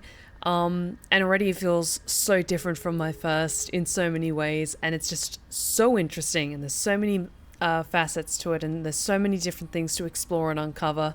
Like, you get so much out of this game. And it's just so, so good. So I highly recommend it. Lovely. So where do I find these mushrooms? The Underdark, of course, although they are quite rare. And their discovery perilous. I imagine Lenore would have them in her possession. She served Mistra as a cleric. Where does this Lenore live? The southwest when I last saw her, although her tower does have a tendency to move. Oh yeah, that would be amazing if if Baldur's Gate 3 was on Humble Bundle, and then you could get it through my Humble Partner referral link. Just saying. Thanks for that, Sam. I have the game. I keep playing it for like a week, and then I'll stop playing, and the cycle starts again. Honestly, that is very, very valid. All right, I'll come back when I find the mushrooms. May your travels be safe and swift. Oh, excuse me. Little sleepy. Seen anything like it, though. Is my species evolving? I love the Illithids so much. They're so cool, and their lore is so fascinating. Have you made any new discoveries? No, but I have shit to sell. I do enjoy a good bargain. If anything in my private collection is to your liking. I am a very EP. I'm so EP girl.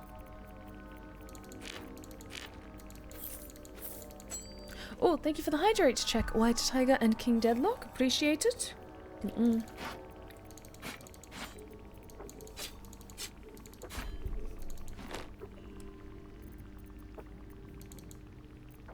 Sell both of those. I have some poisons and stuff like that, but that's all stuff for Astarion. I'll sell those scrolls or Speak with Dead actually because I have a pendant.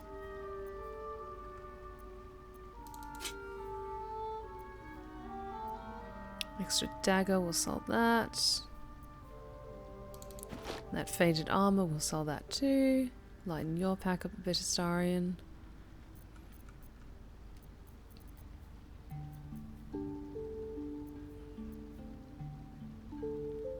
Sell the Amulet of the Unworthy. Oh no, Gale can absorb it, so let's hold on to that for a little bit longer. Here we go. And let's grab some potions because I'm going to be needing a lot of those. Okay, so I've got a good amount of gold, and getting something that gives me some extra spells would be quite good, I think. Ooh. Circlet of Blasting. Oh, that'd be so good.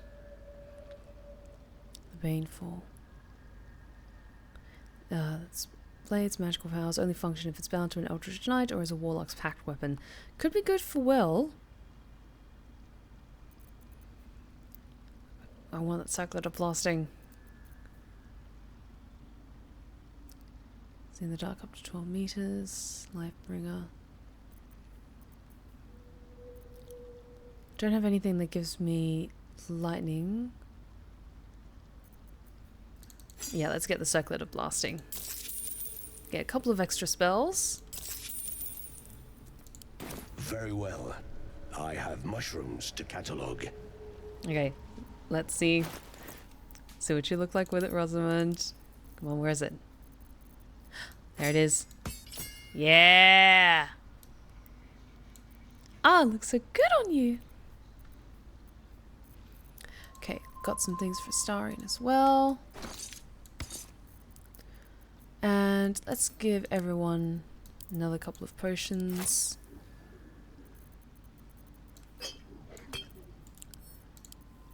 And then I'll hold on to the bulk of them so I can distribute them accordingly.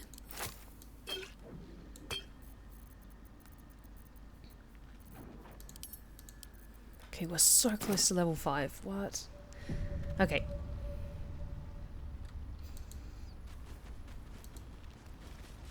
Okay, and let's go speak with the Sovereign. Have you spoken with Skris lately?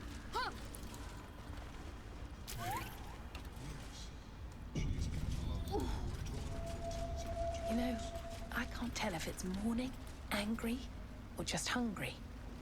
The Sovereign's thick fingers stroke the corpse at its feet. A droning melody greets you as the creature turns its gaze to you. Flesh talker, I show you a memory. Watch and listen. A violent vision grips you. Dwergar, dark dwarves chopping myconid remains. They broke our peace. They killed our young. The Sovereign's song slows to the pace of a dirge. It is still in mourning. We laid waste to many, but intruders remain. Lakeward. The Sovereign's song halts as it measures your worth. I sense your resolve. You will find Dwergar invaders near Lake's Edge. Cleanse the rot. Destroy them. Dwergar invaders?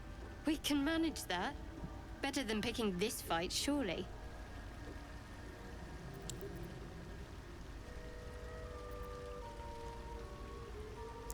Oh, that's interesting. As a bard, you can respond in their way of connection, like the mind communication. Okay, we're not going to lie to the Sovereign. We're not going to pick this fight. Tell me of the invaders, how the Scourge moves, fights, how it will crumble. The Sovereign's song twists into images. Dwergar changing size, slipping in and out of invisibility, invoking craven divinity. An illusion comes over you. A Dwergar choking on a cloud of gleaming dust. Accept this gift. It will help you exterminate.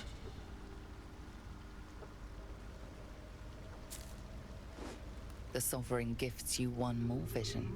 A wall of vines parting to reveal glowing light. Riches of magic and mind. Cleanse the rot, and they are yours. You do the circle a service. We will await word.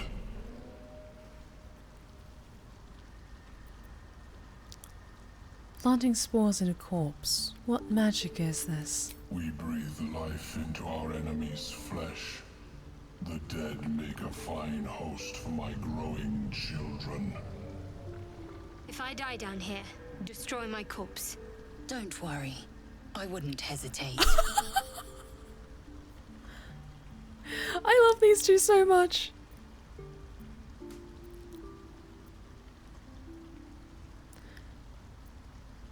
These spores hold such power. How might I gain this knowledge? You may not.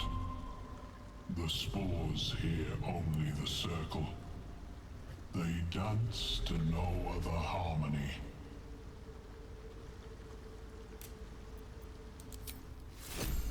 Okay.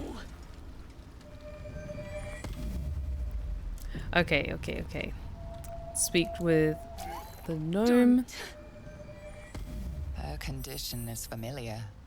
Poison, derived from a wild weed common to the Underdark. She'll need an antidote soon, most likely held by the poisoner.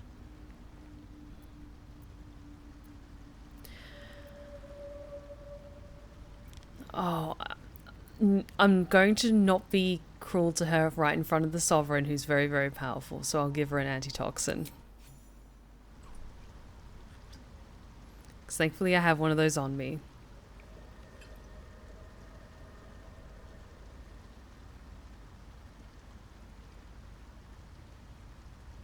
Ah, gods. Whatever that is, I needed it. Why are you helping me? It's always useful to be owed a favor. I thank you for your help, but I gotta get moving. Oh, it hurts. Girls, garters. Oh, I don't have time for this. My kin need me. You're in no condition to help anyone. Maybe not, but you are. I need you to rescue my kin. We can pay. We're Ironhand Clan, best artificers in Baldur's Gate. We were on an expedition down here when the Dwergar snatched us up.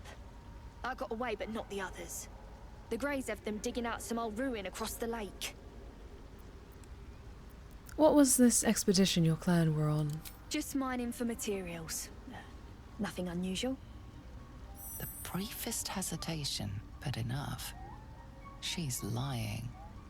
But our work pays well. Help my clan and we'll make it worth your while, I swear. You're lying. Come on. Hey! Fine. It's complicated, but my clan has trouble back in the city. A blood feud. We were searching for something to turn the tide. That's all I can say. But it's worth a lot to us. Understand?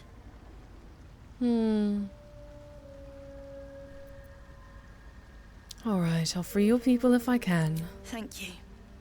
Only wish I could go with you. But here. I nabbed these boots from the Greys when I ran. I'll feel better knowing you're using them to kick some dweger ass. Yeah. I'll mark where I made my escape, and wait here, I suppose. Not much choice, eh? Shoes. Boots of speed, yes! Okay. Oh, that's quite good for me. Yes, I think I'll take those. Because being able to dash is quite good. Especially as a support person, so I can get around the map quickly. Alright, let's have a quick look around and get last few things, and then I think we'll wrap things up for the night. It's getting a little late over here, and I am EP.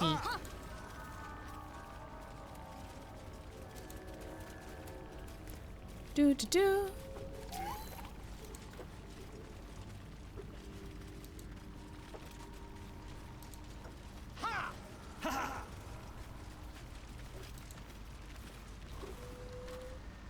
Fleshwalker, tongue talker, far you've come. Reach into memory. Tell me of home. Okay, so a really weird kind of gross thought passed through my head, but with the... Because I was looking at the texture of what the myconids look like and how they kind of have like that glistening quality to them, like that shininess. I was wondering, like, okay, if I was going to hypothetically like reach out my bare hand and like touch their arm or something like that, what would that feel like?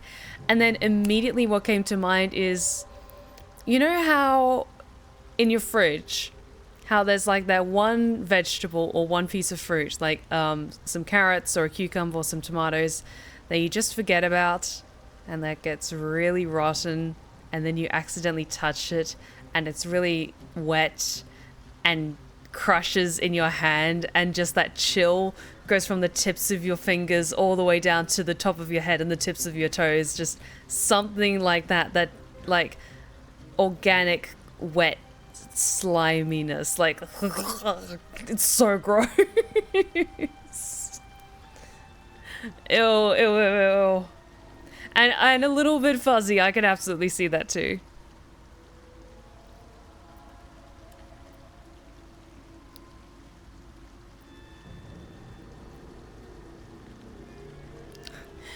You know what? Rosamund's evil and she relishes in it.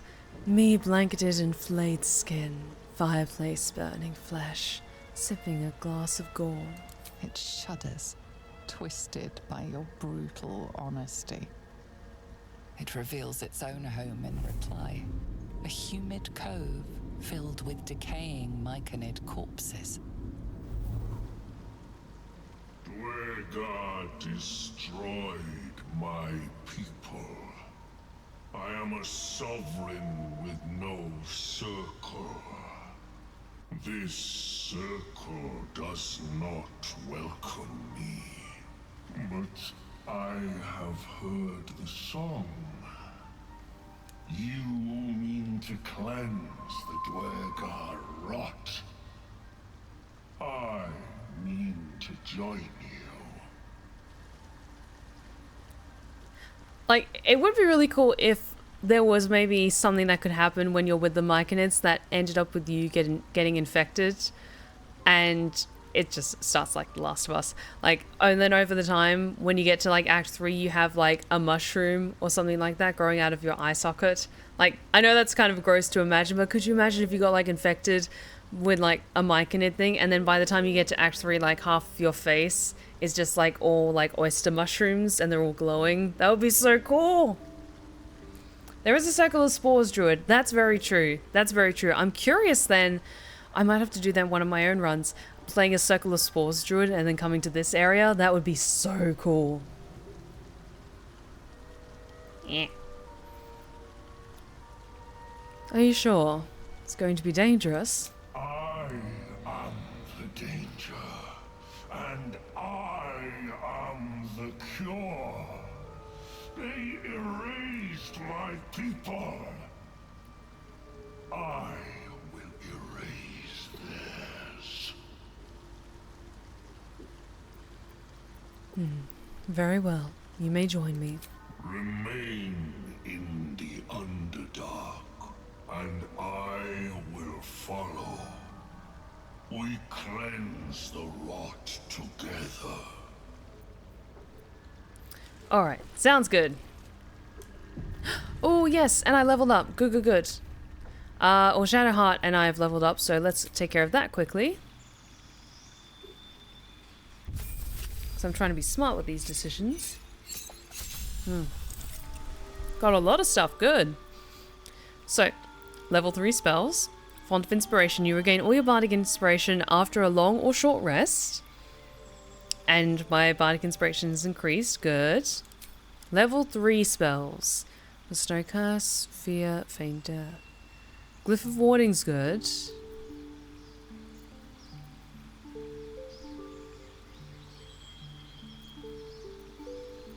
I might go with Glyph of Warding, because that's really good for helping to control the battlefield. Yeah, let's go with that. Yeah.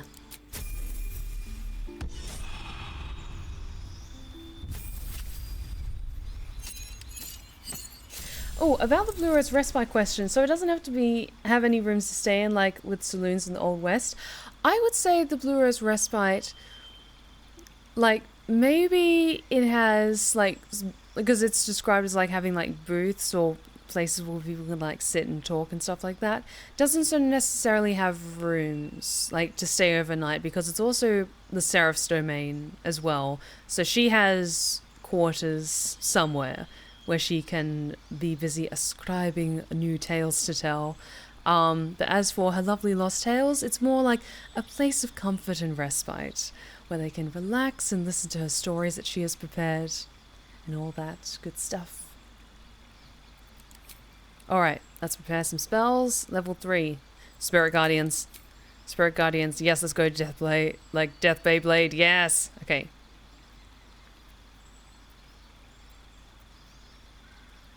And... yes. Yes, let's stick with that for now.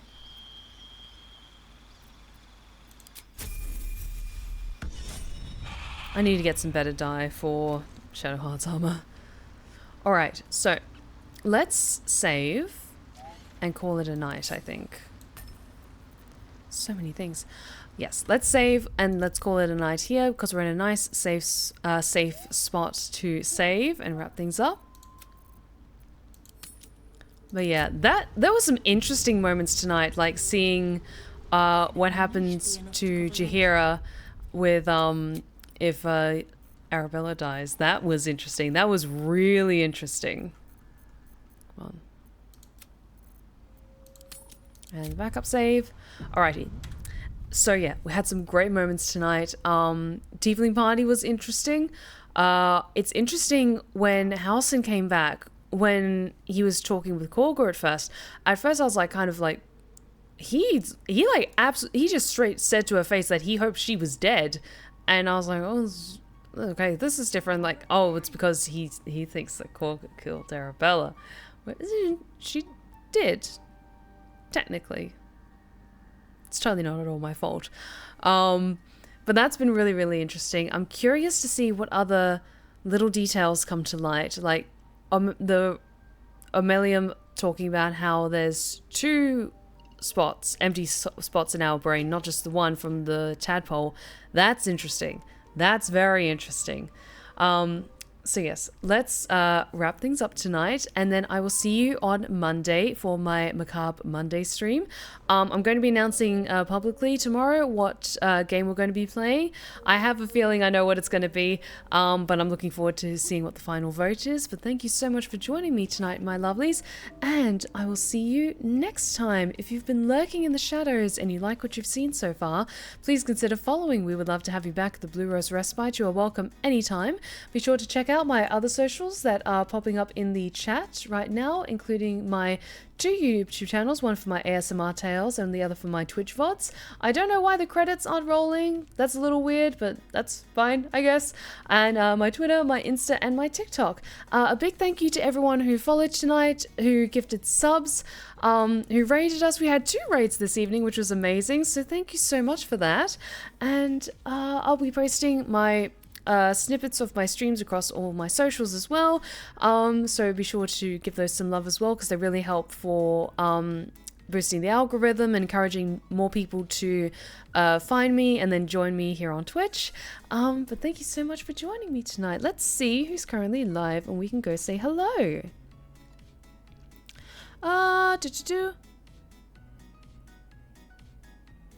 You know what? Let's go say hi to my friend Paul, aka Great Kraken. They are amazing, they are awesome, they are playing some Dead by Daylight tonight. So I'm going to send you over to him in just a moment, because I'm sure that he will take care of you very, very well. But thank you so much for joining me tonight, my lovelies. I will see you on Monday for another amazing, starting a new spooky game that I'm very excited about, and we'll be starting at the same time as always, just shifting it to Monday. And on Sunday I've got my next stage combat class, so I'm very excited about that. But I will see you all next time. Thank you so much for joining me tonight, my lovelies. I hope you have a fantastic weekend, and remember, take care of yourselves, take care of each other, and as always, stay wicked and wonderful. Good night, my lovelies.